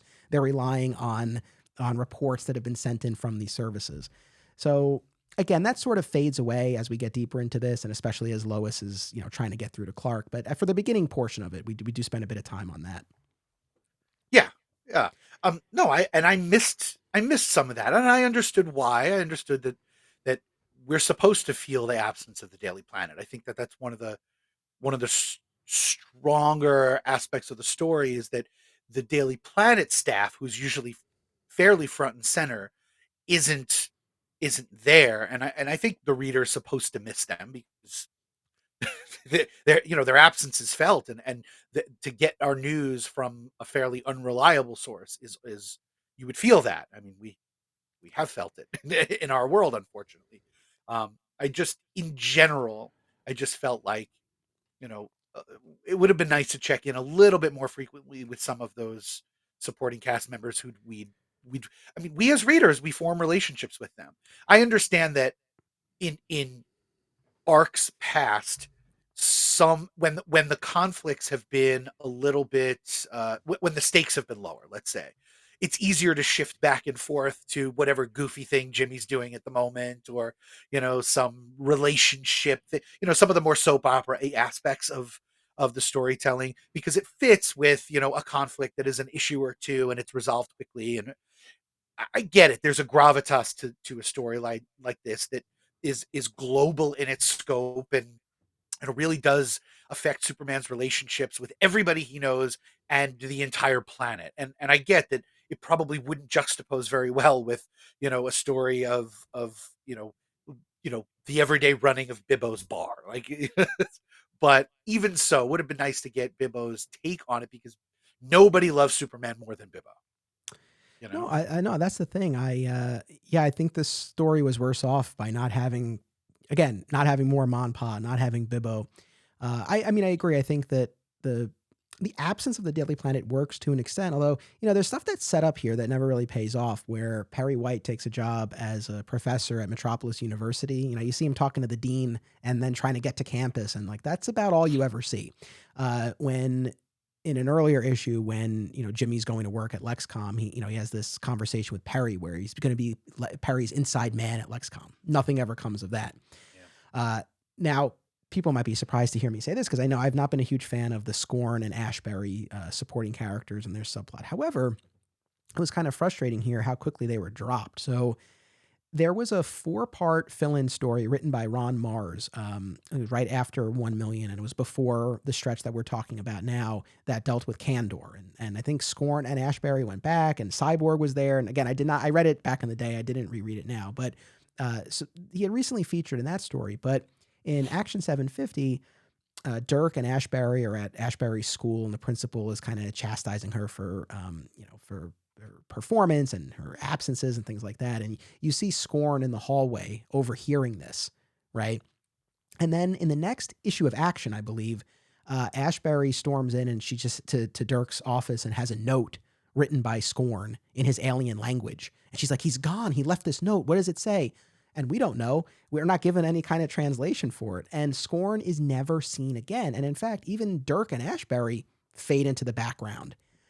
And it's one of these things where I've not been the biggest fan of these characters. Like I've said, I think they're too tangential to get the amount of screen time that they got. However, if you are going to give them that page time and you are going to ask us to invest in them, at least give them a farewell. I mean, I really felt like that was, and it's weird too, because, right, this comes up in TV all the time, right? When it's like, why did this character show up for this event? Or why did they, whatever.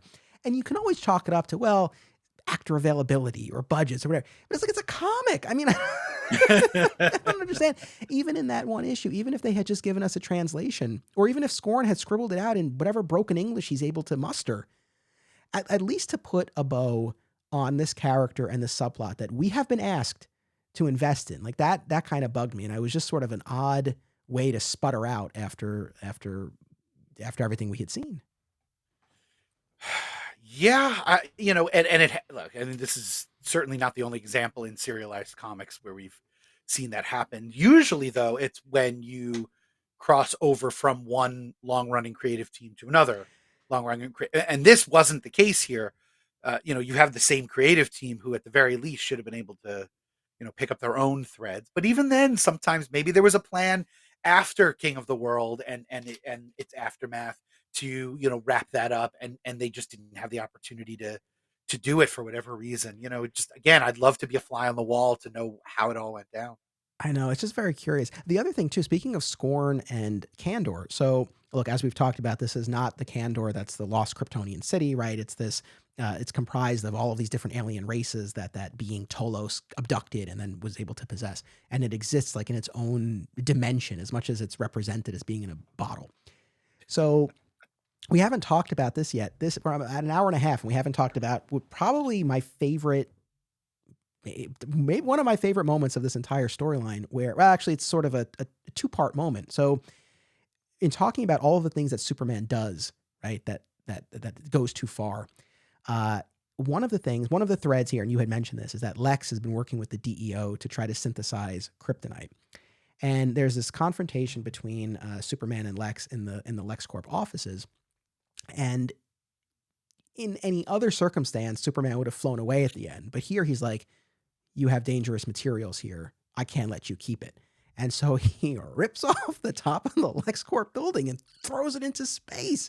But then shortly thereafter, Lex and Outburst go to space and use the ship and Outburst's magnetic powers and turn the top of the LexCorp building into a missile that they fire at the Fortress of Solitude, decimating it. It's this funny thing talking about the supporting cast and the Lex Luthor of it all. He tries to manipulate the situation, and he does at every turn as much as he can. But what's ironic about all of this is like he's right.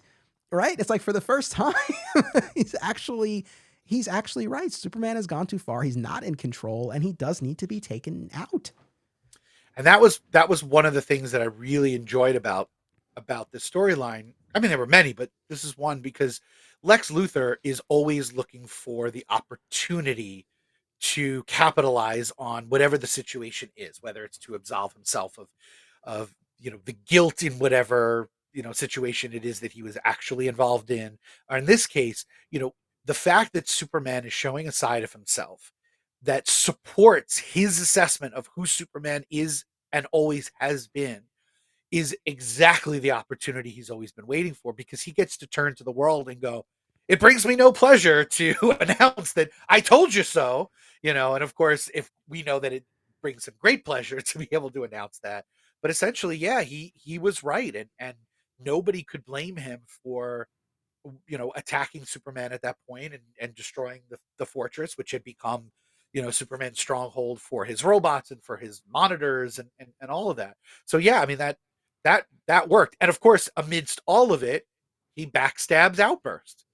He's willing to let this kid die. He doesn't, but yeah, but only because the robots show up and he's like, oh crap, I actually need Outburst, and he turns his oxygen supply back on. Right.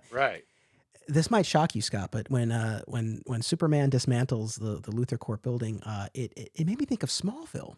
I was actually able to draw a parallel to Smallville. I don't know if you recall in season 9, but Zod is building this tower in the city. And in one of the most badass moments, and the music that accompanied it was perfect. The end of this season 9 episode where Clark uses his heat vision. And of course he confirms that everyone's out of the building first. But he uses his heat vision to destroy the building.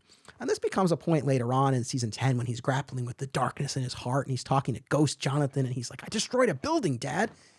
But it was one of those things like when we were reading the issue where he does that to Lex's building, where it's just like, oh, we've crossed the line here, because again, in any other circumstance he would have left, but he's just like, you can't keep this. So again, it just kind of showed how far he had come. But this is a long-winded way, but I wanted to talk about that. But a long-winded way of getting to this. The fortress is destroyed. Yeah. What happens to Kandor? One of the Aftermath issues written by Mark Schultz actually acknowledges it, but in a very, very like perfunctory manner, where essentially as part of the Aftermath, and Mark Schultz, we became like the sci-fi guy, especially as we got deeper into the Loeb Kelly era and all that. And we've talked about that before. But essentially, after the fortress is destroyed, it creates this trace singularity that contains a ghost fortress. It's a little more techno-babble involved, but that's the gist of it.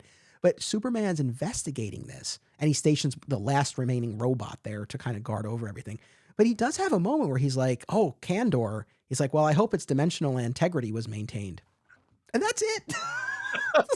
And as far, because we have reread and covered the Loeb Kelly era on the podcast way back in the beginning. And audience, again, correct me if I'm wrong, I don't know that we ever see that Kandor again. I mean, I know in Man of Steel 100, he gets a new fortress that's in the Tesseract and all of that. Maybe it's reconstituted and protected. I don't know. But it was just one of these things where I'm glad they acknowledged it, because I had forgotten about it. And then I was like, oh my God, yeah, Kandor. But he was concerned, but like not that concerned. Yeah. I feel like that line is like writer speak for I don't have any plans to deal with this dangling plot thread, but future writers, by all means, pick it up and run with it, you know? Yeah, for sure. I do also think that, as far as Clark abandoning his identity, had the Daily Planet still been there, I think that would have packed a little bit more of a punch. I mean, Yeah. certainly abandoning his marriage, right, and his home life with Lois, that's significant enough. But that just would have added another layer to it. I think the fact that he was already out of work was one less thing that he was giving up. But in any event, it is what it is.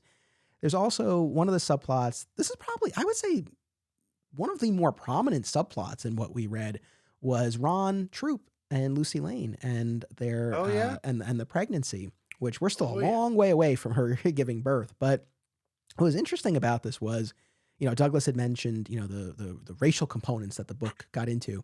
What was interesting here, so Ron and Lucy are an interracial couple. I guess the way you might expect this story to play out is that Lucy's white family, right, would object to her relationship with Ron, but it's actually Ron's sister, not parents. The parents are actually pretty supportive, but her Yeah. sister, his sister, who seems to have the biggest issue with this. Chris Rock recently did another Netflix special, and he talked about Meghan Markle, and he had a whole bit that kind of spoke to this. Now, I'm not Michael Scott, so there's no way in hell I'm going to attempt to do the Chris Rock bit. I'm just saying, you guys can go watch it if you want, but it just kind of, it was interesting, the timing of it, that kind of called that to mind, and I'll leave it at that. Yeah. Yeah, but but to Douglas's point and to the credit of the writers, I think that they were, you know, they were on the pulse of what people were talking about in terms of, how much of how much more of our awareness of, the United States as a melting pot, and understanding that we're not just going to sort of keep to our own, as much as, in the past, and to see that represented on the page is really nice. I think it's important for representation to show that, and for, it's one more example for people who say that, there's no place for politics in superhero fiction, and all that. It's like, no, they were always sort of on the front lines of, um, portraying, uh, you know, representation, because the reality is the majority of the Superman cast is white and had been white almost since the beginning. And it was really nice to see an interracial couple represented, and to not have it become the focal point, to not have the race issue become the focal point of the relationship, but it does creep in when it has to, and that made sense. Yeah, absolutely. No, I mean, Ron and Lucy, I think, are a good example, in my mind and in my book at least, of supporting characters you want to spend time with, and who sort of Yeah. warrant the time, right? So I'm always happy to see them. They will fade into the background a fair bit, although we do see their wedding, and we do see the birth of their baby once we've already entered the Loeb Kelly era. So they're not dropped, thankfully, even though they don't Right. have as much to do. We've mentioned now a couple of times Lex working with the DEO to try to synthesize kryptonite. One of the things that's cool, and you and I had done a Patreon episode a couple of years ago now on the crossover between Jeph Loeb's Superman title and Greg Rucka's detective Yeah. title a couple of years later, where they team up to steal the kryptonite ring from President Lex from the White House.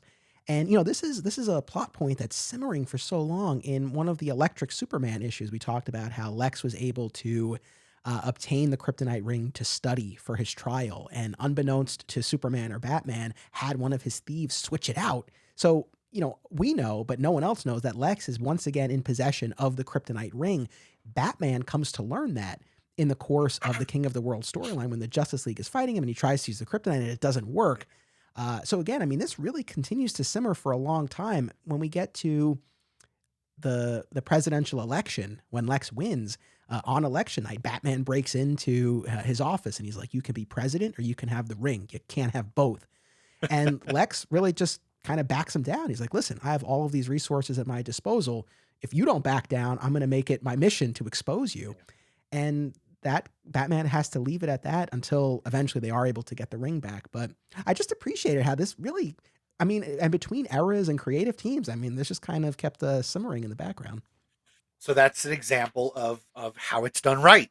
Whether it's within the same creative team or across creative teams, if you understand that these are the threads that you're left to play with, and if you've got the idea for how to continue it, it can be real. It can be a really rewarding payoff for longtime readers. And we see examples here, unfortunately, of times when those storylines are dropped and those threads are unfulfilled, and how frustrating that can be on longtime readers who want to see how that's going to pay off, even for characters, as you mentioned, who may not be our favorites, but just need a little bit of closure so we can put them to bed. Oh, perfect segue. So, again, in this kind of lull that followed King of the World, again, one theme that did emerge, and I would imagine that there was some sort of conscious effort on the part of the creators where, whether they knew or it seemed like their time on the titles was ending, we were seeing a few things kind of wrapped up. So Dan Jurgens, of course, had done a lot with Toyman, probably most notably when Toyman killed Adam Cat Grant's son, and we talked about that, and it was very rough. But there's an issue of Superman that Jurgens writes and draws. He draws an issue in here where Superman actually kind of shows some kindness, mercy, empathy to Toyman and arranges for Toyman to create toys that are going to be screened by Star Labs first, but will ultimately go to this orphanage for kids who wouldn't otherwise have. And Toyman is exceedingly grateful and welcomes this chance. And I did appreciate, because, as you're reading it, and, of course, we remember what he did to the Grant family, and it's like, you kind of bristle against it a little bit, but Superman's quick to say, like, I'm going to be watching you. And, there's sort of a lot of restrictions around this, but it was interesting. Sort of the setup for that is that this toy company, right, is discontinuing its classic board game, right, in favor of this, like, violent and sexual video game. And then the company is attacked. And of course, everyone initially thinks it's Toyman. It turns out it's Prankster. And Toyman actually helps them find Prankster. It was a nice issue. And again, as we're sort of winding down this era, to have Jurgens go back into another Toyman story, and one that showed Superman's efforts to do more than just lock someone up, but actually try to help them and help them regain some measure of humanity, I thought was a really nice issue. I like that one, stood out. Yeah, that was one of the ones in between that I didn't read. So No, I'm totally. gonna take your word for it. I'll do a quick lightning round of a couple of the other ones. So, we had spent some time with Atomic Skull. At this point in the story, he's reformed. He's out of prison. He's written an autobiography that's been optioned, and they're making a movie, and he's on set to help, to help observe. And then all these accidents start happening, and it looks like it might be him. And it turns out it's the shady producer who's running an insurance scam. And he uses his Atomic Skull powers in violation of his parole, but he does it to save Lois. And so, ultimately it ends with him kind of on his way back to prison, but you get the sense that there will be leniency there, and he seems to have turned a corner. So that was kind of a nice wrap up to Atomic Skull, at least for the time being. We had also spent some time in this era with the new version of Intergang, sort of clones of these, 30s and 40s gangsters created by Dabney Donovan. And in one of Immonen and Miller's final issues on the Action Comics title, the last remaining members are rounded up. And then there's sort of a new player who's positioning himself as the new head of Intergang. I don't know that we ever see that person again, but certainly for the version we had been spending time with, they were all apprehended, and that threat was kind of done with. And then, one of the new villains, not a favorite of mine, and I can't imagine that he is for others, but I could be wrong. Riot, the skeleton-like figure who can split himself. He's ultimately put to bed. Literally, they find a way to sort of allow him to reconstitute himself and get some sleep. And we get his backstory. He was this overachieving scientist whose father put a lot of pressure on him, and so he used this phase shifter device to split himself so he could accomplish everything he needed to, but he overused it, and then it turned him into a monster. So again, that have kept me up at night, not knowing whatever happened to Riot. No, I mean, to argue against myself, like that's one instance where it's like, I don't really care so much about this character, but at least they sort of closed the loop on that. So in those issues, that was kind of some of the stuff that you were getting, and I did appreciate that. Yeah, and that's totally fair. And it's nice to get those one-off issues every now and again, if for no other reason than it's a breather from some of the longer, heavier storylines, just to take the time and wrap it up. Even if, like you said, you may not have cared, but there may be somebody out there who Riot's their favorite. Maybe it was the first issue they ever read of Superman where Riot debuted, and it just kind of hit them at a sweet spot. And for them, they want to see that thing paid off. So, the mileage may vary, I guess. But, because you bring up Mark Millar, who came on, as you said, to handle some of the scripting duties for Stuart Immonen, who is still also drawing the book. And um, I wanted to tie that into a conversation you were having when you were discussing the Morrison JLA a few episodes ago, because you seem to indicate that for you, Morrison's JLA was just sort of on a different level of serialized superhero comics than pretty much anything going on in this particular era. And we do see, as we crossed over from 99 into 2000, there was this leveling up of this new crop of writers, particularly non-American writers, who had perspectives and styles that were unlike anything that we had really seen before. And the comics sort of became a little bit more intellectual.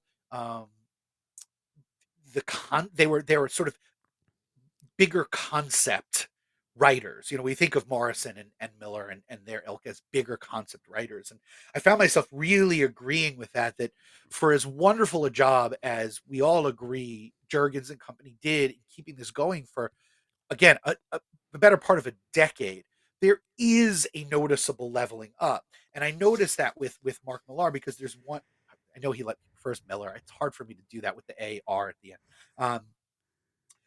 One of the first issues, I think it was the first issue that he scripted, Action 753, where Superman is having this sort of internal dialogue. It might have been a thought balloon, or it might have been a narration box. I can't remember. There's a series of them where he's justifying his actions as this king of the world. And it was the most compelling reason that I saw for why he did what he did. So bear with me, because I want to read it and I don't want to get it wrong. So I wrote it down. He says, "What lunacy has wrought this? How could I have let them," meaning humans, go this far? Was it a mistake to defend a species so determined to achieve annihilation that they would destroy everything they have ever loved? How could I have been so naive that I ignored the lessons of human history, the one constants since time began, that given the chance, men will take up arms against one another until there is nothing left to fight for?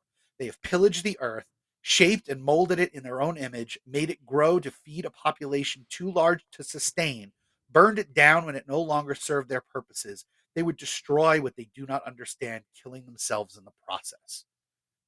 And to me, I don't recall anything so profound, so sort of grand and conscious of the grand movements of human history, of anthropology, to make that sort of statement and to justify taking control, because humans simply can't be trusted to run the world themselves.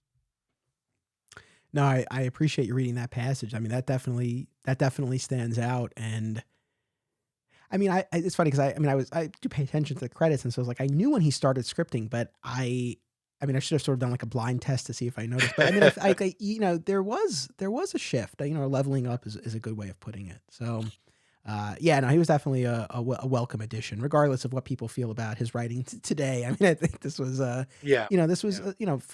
early on in his comics career, I think it was some good stuff and paired nicely. So, speaking of Stuart Immonen, so we also did take a look at that Superman End of the Century original graphic novel. So, what's kind of weird is I guess this exists in its own pocket of continuity, because we got a different New Year's Eve story. It was Y2K in the ongoing Right. Superman books. But then we had this standalone original graphic novel. I mean, standalone in a sense, because it continues threads, particularly with Lex and Contessa. So, we've talked about this in recent episodes, but at this point in the story, Contessa gave birth to Lena. Lex had her placed in this medically induced coma. Then there was a fire at the hospital where she was staying. She was presumed dead. Then she starts sending Lex these black roses. He knows she's out there.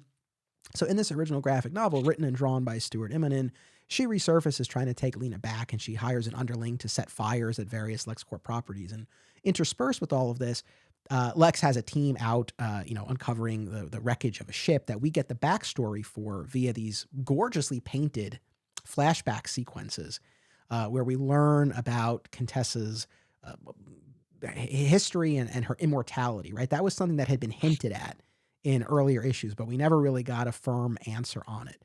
And ultimately, what we come to learn is that she had another child named Luca, who similarly immortal, with this bloodlust. And, just, I would call him a serial killer, but that's kind of putting it mildly. I mean, he joins, wars just to kill, right? So he has this insatiable bloodlust. This was the first time I read this. I mean, I remember when this came out, I remember seeing it at the comic shop. I remember seeing it on the shelf at the comic shop, literally for years. At one point, I remember I bought it and I never read it. And then I eventually sold it when I did one of my prunings of my collection. And so I rebought it. It's frustratingly absent from the app. I won't go on a whole rant, but it's not on the app, but it is, at least as of this recording, it's like under $10 on Amazon, and your local comic shop might have it. So if anyone's curious, I love the art. I really love the art. The story was okay. What was your take on it? I'm almost exactly where you are. I thought that this was the comic where Immonen became Immonen. I mean, Stuart Immonen is, and I know at this point he's basically retired, but he's been one of my favorite artists for about 15 to 20 years. I just think his stuff is absolutely spectacular. I look at every panel that he draws and I think this is the best way this panel could be drawn. I could not imagine it any other way. And there are not a lot of artists I would say that about. I absolutely adore this man's art. However, I will say that when he started on the Superman books, he wasn't quite drawing in the style that he would grow into, which we probably say about most artists. So I wasn't as enamored of some of the earlier entries into the field. This was where I felt like he looks and feels and lays out pages, and his figure work is what it would become. It's the Stuart Immonen I fell in love with. The flashback sequences were gorgeously painted. This ethereal quality where it's almost all white, and these sort of highlights of this orangey brown, and it really is quite lovely. But I fell into the trap with those sequences that I fell into, and I mentioned it earlier, when dealing with characters who are not the main cast, where I found myself really disinterested in the story in that part. I found myself kind of flipping through those pages, drooling over the art, but not really reading the. So I'm glad that you gave us a recap of what those were all about, because I really didn't read them. And then when we got to the main pages, and Superman and Lex and Contessa are there, characters I have an investment in. I read it. The story was fine. It was fine. It didn't blow me away. It didn't fill in a gap that I was dying to know about, but it was fine. I just really enjoyed the visuals. Yeah, I mean, it is worth reading for the art, if nothing else. Again, I think, it was readable. It held my interest, but I guess I don't know what I was necessarily expecting, but it ended up being, I thought, what did I think? I guess I thought we would get more of an account of Contessa, how and why she's immortal, and her whole deal. And it just becomes one of these things. Her family is immortal, right? And it becomes much more about her son. Like, there's this order that they're a part of in Italy, the Carbonari, and one of the members tries to steal the immortality from Contessa's son, Luca, and it backfires and the guy dies. But sort of like the evil from this guy's spirit is now instilled in the son, and this awakens this bloodlust, right, along the way. And then the son of that member, right, who tried to steal the immortality, he aligns with Contessa, and they hatch this plan to kill Luca, right? Like, that's the thing. Contessa throughout the story knows that, this isn't right. She tries to keep the demon at bay, right? But she's unable to. So it's kind of an interesting component. I don't know. I don't feel like a lot of this really came together. It gets to the point where she thinks that this other member has killed Luca, but Luca's actually been alive and just imprisoned all this time. And this other associate of hers actually has his own plot to steal immortality. Again, it got a little bit, I feel like it got a little jumbled, and we're dealing with magic and all of this. But I don't know. I don't think that's really a great summary, but to be perfectly honest, it got a little confusing at a certain point as I was reading it. I was like, I don't really know what the deal is here. I don't know. And you got more of it than I did. So I'm glad that I'm sitting here, thinking, like, if you said so, because I got the broad strokes, and it was like you said, it's perfectly readable and it's perfectly entertaining. Did it only come out in this sort of prestige Yeah. hardcover Yeah. edition? Yeah. So I think for a lot of Superman fans, it may have felt sort of like non-essential reading, even though, as you said, like it really does pick up on threads that were established in the main book. So it seems maybe the format's a bit of a misstep because Yeah. Maybe. I listen, mean, it it's also could have been a planned arc for the comic before the new creative teams came about, and they said, well, at the point that it's basically finished, why don't we just release it in this form? I don't know. it's funny because just looking through the Amazon reviews, that was what someone had Oh, speculated about. Like, I wonder if this was meant to be an arc. That's maybe I don't know. Yeah, I don't know that the format necessarily did it any favors because like the cost factor or something like that. I mean, you're already buying a weekly Superman book, right? yeah. And then it's like, hey, here's a $25 hardcover. I guess, and maybe this is just a matter of expectations, but it's like we had spent so much time. We spent a fair amount of time with Contessa, and in all of that time, like you never knew exactly what her deal was, other than these hints of immortality. And so I guess I just thought there was going to be some more of a payoff or revelation about her backstory, how she came to be. And again, it was really more about her son, and it was fine. She's dealt with pretty unceremoniously. I don't know if you remember, but after Lex is elected president, there's a story. It's like literally like a 2 or 3 page story in President Luthor Secret Files and Origins, where he finds her location and fires missiles at it, and she is seemingly destroyed. Well, she's immortal, so I would think maybe she could survive, but she's never seen again, and that's the end of it. So, but at least there was some kind of payoff to that. I will give them that. Yeah, and that's a story that really could go one of two ways, right? I mean, you could say, well, nope, she was dispatched right in that moment, and that character is done. Or it could be something that any creator down the line could say, we didn't see the body, so here she is. And I think that that's probably 2 or 3 pages might be a little less than she deserves, but I think it's a good way to sort of set things up for somebody down the road. Look, it could still happen. Maybe Philip Kennedy Johnson is going to pick up the consensus storyline and run with it. I don't know. You never know. So I have one more clip from Douglas as we're starting to wind down here. So he also spoke about how, and we've talked about this on the show. There's always this, or I guess one of the criticisms about this era, right, is that they were always chasing the death of Superman, the success of that, right, and we saw all of these other events. But I think Douglas makes a really good case for King of the World that kind of echoes what we've been saying and kind of ties it all together nicely. So we have one more clip from Douglas here. I actually think that this arc comes the closest because with the death of Superman, it's tragic that he dies, but here it's something even more insidious. It's Dominus taking over Superman, turning him into an instrument of evil and ruining his reputation around the world.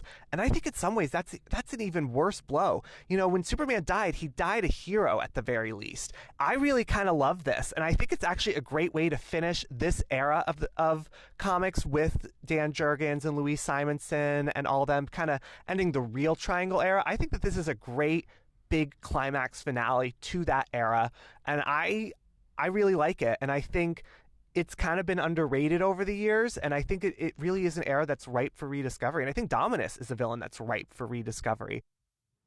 So to your point, Scott, maybe I feel like we've manifested some things on the show in the past. So if someone's listening, I don't know that I would go quite that far with respect to Dominus, but as far as this story generally, I mean, I agree wholeheartedly. And as we're kind of coming full circle here, I mean, I really feel like this is an overlooked, underrated story. And to Douglas's point, I do think this is, I think, a strong conclusion to the Jurgens-led period on the books. And I do think it's unfortunate. Again, I think really within the hardcore Superman fandom, I'm sure people remember this, but it definitely doesn't seem to be discussed a lot, for all the reasons that we've talked about.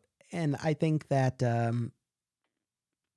it was a strong finish, right? After a bit of a rocky time, especially with Red and Blue and especially with Millennium Giants. And so, I do hope, I think it would be asking too much, like we would get a trade paperback collection or something like this. But again, It's almost all on the app. The King of the World one shot that concludes the story is not. So it would be really Yeah. nice if that would make its way on there. But for anyone who's been listening to us, if you've never heard of this or you've never read it, I would encourage you to give it a shot. I think it's if you tend to like this era, if you've liked some of the other stories from these creative teams, I would recommend it. Now, what we've not talked about yet, which was on our list. Now, of course, we've talked about it on the show in the past, but we did also take a look at the first month of the Jeph Loeb, Joe Kelly era, right, where we have the shift in creative teams. Again, Mark Schultz and Doug Mahnke, they stay on board on Man of Steel.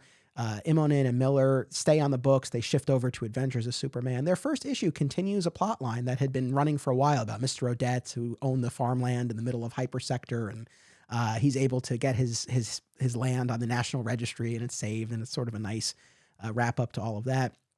But I guess the biggest news is that we get Jeph Loeb on Superman and Joe Kelly on Action, and this kicks off a new period within the Triangle Era. And the Triangle numbering will only stick around for 2 more years. It sticks around for 2000, 2001, and the first month of 2002. After issue number 4 of 2002, they drop it. But as we've talked about, and as I think as most fans recognize, the kinds of stories we got from this point forward, there's a lot of great stuff. And I hold this period, very near and dear. Yeah. But it did not operate in the same way in terms of that ongoing weekly serialized narrative.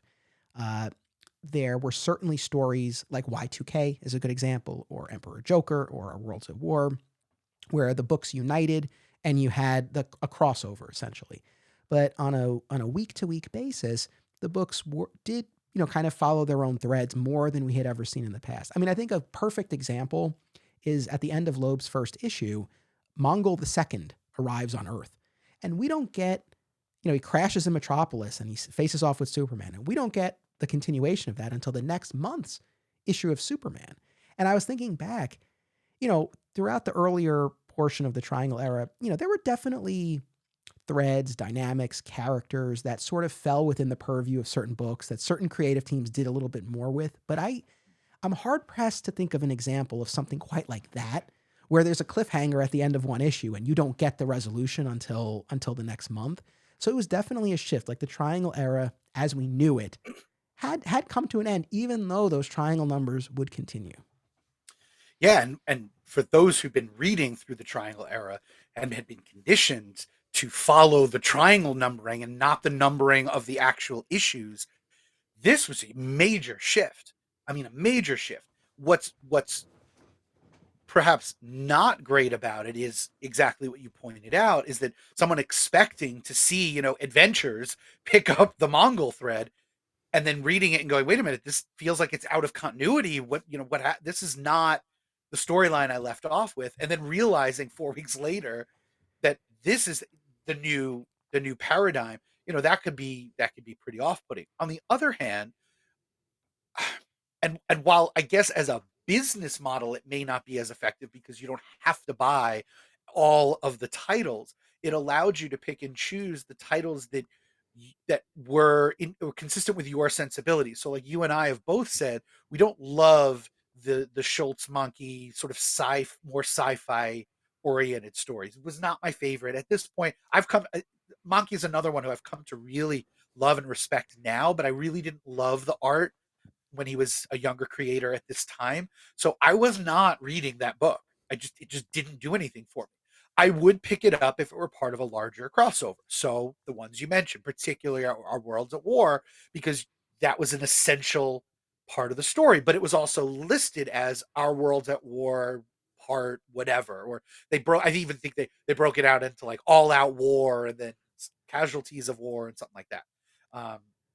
So for me, I was at this point, I think just out of school, I think just newly married, starting as a teacher, didn't have a ton of disposable cash. So I had to be pretty selective with what titles I was buying. And so I didn't have to pick up Man of Steel. That was better. I will say, as much as I really loved Joe Kelly, Action wasn't my favorite either, particularly with Herman Garcia on the art and this La Encantadora character, that just did nothing for me. I didn't really love that storyline. But the issue of Superman and the issue of Adventures, I really enjoyed both of those. Adventures in particular, the wrapping up of the Mr. Odette story was really nice one off. And I wish Steve Epting had stayed on a little bit longer. He is, for as much as we said that Ron Frenz was a perfect successor to Jurgens on art, I thought Epting was a perfect successor to Ron Frenz. Um, I had loved his art previously. He had done some X-Men stuff. He had done some Avengers stuff, a long run on Avengers with Bob Harris as the writer. And I'd always loved Steve Epting stuff. And his stuff on Superman was so clean and regal. Those full page shots of Superman, flow of, I drank those in. I absolutely adored them. Um, and of course, Jeph Loeb, we spoke about at length when we originally covered him, but the way that he has of, he's got this very cinematic sort of approach because he comes from film, and the way that he manages to give us a look at Superman, usually through a side character's perspective. In this one, there was like a letter or some kind of. I remember there's being script writing. I'm trying to remember now what perspective it was. Maybe it was Clark's. I can't even remember it. What, in Superman 151? Yeah, So we had Lois. Lois was our narrator. Lois is right. So I just, yeah, and of course it ends with one of the biggest plot threads of this early 2000s era, where Lex asks her, or the Daily Planet is back, and the motives behind that are unclear, but he asks Lois to kill any one story that he asks her to, no matter how big or small, down the road, and she agrees. That's a really great note to end on. It is. The reason, and it was great getting your assessment of the various books. And I guess the reason why I included this in our reading assignment, I mean, it's part of 1999, but of course, it's the new era here. But I wanted to include it because I guess I was curious. The last time I reread it, right, that's where I started. So I was curious now, after spending all of this time going through the entire Triangle Era, everything that I had read as a kid, the stuff before that I had never read, how would I feel entering this first month of the Loeb Kelly era now? And it's weird because I guess I feel like it's been a little bit of a roller coaster. I feel like there were, during maybe the strongest points of the Triangle Era, like really leading into the death of Superman and the couple of years after that, really up to the wedding. I mean, there was some stuff that I didn't love, but for the most part, I was really enjoying it. I think at that point, there's a little part of me that felt like, hey, maybe we didn't need the Loeb Kelly era. Like they had a good thing going. Then I got into this Electric Till 1 Million stretch, and, it was definitely rockier. There was a lot that I enjoyed. We've talked about all of it, but I definitely was getting to a point, especially at kind of the roughest stretches, where I felt like, oh, okay, I see why we needed a shift. But then we had King of the World, which I thought, like I said, really was a return to form. So really a lot of back and forth. But I guess what I was most struck by in rereading that first month of the Loeb Kelly era, there definitely was an energy and a freshness to it. Joe Kelly's action in particular, like felt younger, felt fresher, felt like it had more energy to it. I had now a better sense of the continuity that Schultz and Immonen were bringing, right? So half the creative teams had already been there. So it wasn't like, oh, we were starting completely from scratch. And the Loeb issue, again, I continue to hold up his title as my favorite of that time. As we've talked about, his use of point of view characters. Again, in this issue, it was Lois. We get issues with Perry, with the Kents and Jimmy and so on. And I think that device served the title beautifully. But I guess what I was even more struck by was how it did honor what came before. One of the devices Loeb uses in that first issue is, the Daily Planet is back. So that's a wonderful kickoff point, right? Like we've talked about how much we missed the Daily Planet, and we get that back, and it's like a return to form.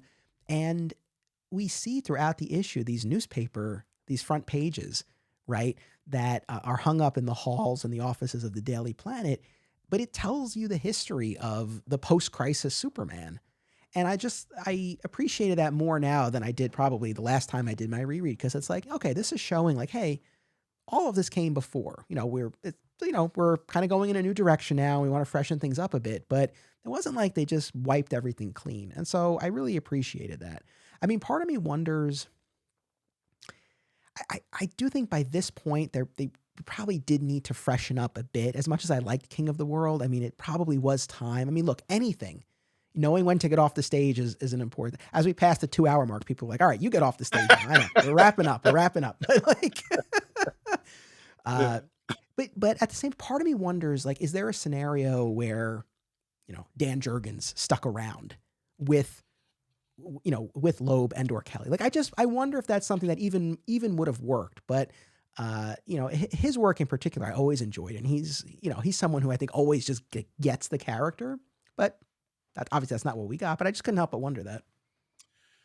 So you triggered a number of thoughts in my head.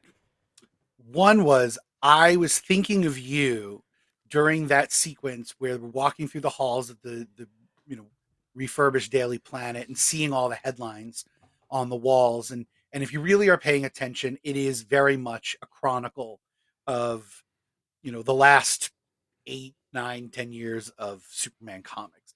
And I thought, what a wonderful way to return. And I was like, oh, this is why Anthony wanted us to read these again, because you and I did cover that issue, that first Loeb issue back when. And because you have set this goal for yourself of filling in the gaps of your Superman fandom, and to get to this point where you've now read this entire post-crisis era from issue 1 from John Byrne all the way to this. I mean, you're talking about a decade and a half of comics to get to this point, which, as you said many times, like, this is your favorite era of Superman comics, that Loeb Kelly era. There's just something about it that resonated with you to read it again, but with all of that behind you. Like, what a wonderful achievement. And I hope that it hit you in the way that it hit me again, in that, now we get the full weight of what those headlines really mean and how much story there was behind it and everything, because I don't think we really could have unpacked that the first time that we read this. I mean, we had the broad strokes. It's not that we didn't know that those things happened, but to have actually now seen them is such a gift that you give to yourself. I don't know how realistic it would have been for Jurgens to have continued. I'm thinking about his career at this point. Like, in 1998, he was very much working on Marvel's Heroes Return initiative, when the Heroes Reborn, where Image took over their books for a year or so, and the heroes returned to the main world. I mean, he was writing Captain America. At a certain point, he started drawing it as well, and he was writing Thor and doing a fantastic job on them. They were really, really good books. I was reading as they were coming out. So I think his like, he was kind of moving on in his career and to something new, as he deserved to do. He'd certainly put in his time on Superman. No one can say that he didn't give it his all while he was on it. So I'm happy that he was able to kind of go off and do something new and make a name for himself over there. What was the last thing that I was going to say about those issues? Nope, I guess that was it. Yeah, I mean, it's really been fascinating. I mean, I guess, after doing these various Triangle Era events, yeah, I mean, the Loeb Kelly era definitely is still very near and dear to me, but I guess I would expand that now. I mean, now really having the full view of the Triangle Era. I mean, this is, where the period of Superman comics that I do have the most affection for, but all of it now, I think, as much as the Loeb Kelly stuff still stands out for the reasons that we've talked about, but now just kind of seeing the whole picture, it's really all of it. And it's amazing that we had this stretch of Superman comics. So I guess that's all to say. I hold up all of the Triangle Era now, not so much elevating the Loeb Kelly stuff over it. I think, it really, what a special time. And I'm grateful. I'm grateful to have now closed those gaps and revisited all the stuff that I read as a kid. And I'm grateful that both then and now, I've had this period of Superman comics that really defined the character for me in a very powerful way. Now, as much as that sounds like we're wrapping up, I had originally said that this was going to be our last Triangle Era event because we had already covered those 2 years of Loeb Kelly at the very beginning of this podcast. However, we covered that 2-year stretch over 2 episodes. So there was a lot that we covered in a relatively short amount of time. And again, now I have a different perspective having gone through all of the years prior. So we'll do one more Triangle Era event where we'll unpack the Jeph Loeb, Joe Kelly era, and we'll take our time a little bit more. So it'll be one of these multi-part events that hopefully people have come to look forward to and enjoy. I don't know. It won't be this year. It might not even be next year. It might be the year after that. We'll see. But there will be a return to the last couple of years of the Triangle Era, and we'll break it out a little bit more. So if you enjoy when we talk Triangle Era on this podcast, we'll have one more round. And I think it'll be fun, by that point, a few years later, kind of going back to it one more time. I, for one, am so excited for that. I I hope I'm a part of it. And for the parts that I'm not, I can't wait to listen to it because I as much as I enjoy getting to talk to you myself, I also really enjoy getting to listen to you and your incredible other guests. I can't give them enough credit. I feel like I'm in the room with you and your guests when you're talking. They're all so fantastic and they all offer such interesting perspectives, many of which aren't my own, which makes them even more interesting to me because I always want to have new perspectives. So I give them all collectively an incredible shout out, and to you who selects, I think, the perfect guest for the perfect episode and always makes the most out of it. I'm looking forward to whenever it comes down the pike. I'm looking forward to it. Well, thank you very much. And I echo that about the guests, yourself included. It's and especially when we do these big events where we have hefty reading assignments, I always appreciate it. So thank you, Scott, for taking part in this. And thank you to all of my guests for this Electric Til 1 Million event. Next week is our 100th episode. 100. Very excited. So make sure you come back in 1 week for that. And as always, let me also, of course, be sure to thank Douglas for sending in those audio clips as well. So thank you to him as well. Audience, come back in 1 week for our 100th episode. As always, it's about what you do. It's about action. This show is part of the Flat Squirrel Podcast Network, home to Digging for Kryptonite, another exciting episode in the adventures of Superman, Summoning the Zords, and My Comic Shop History, available wherever you get your podcasts. Be sure to subscribe and leave a review today. Sign up at patreon.com/Anthony Desiato for additional content. Thank you all.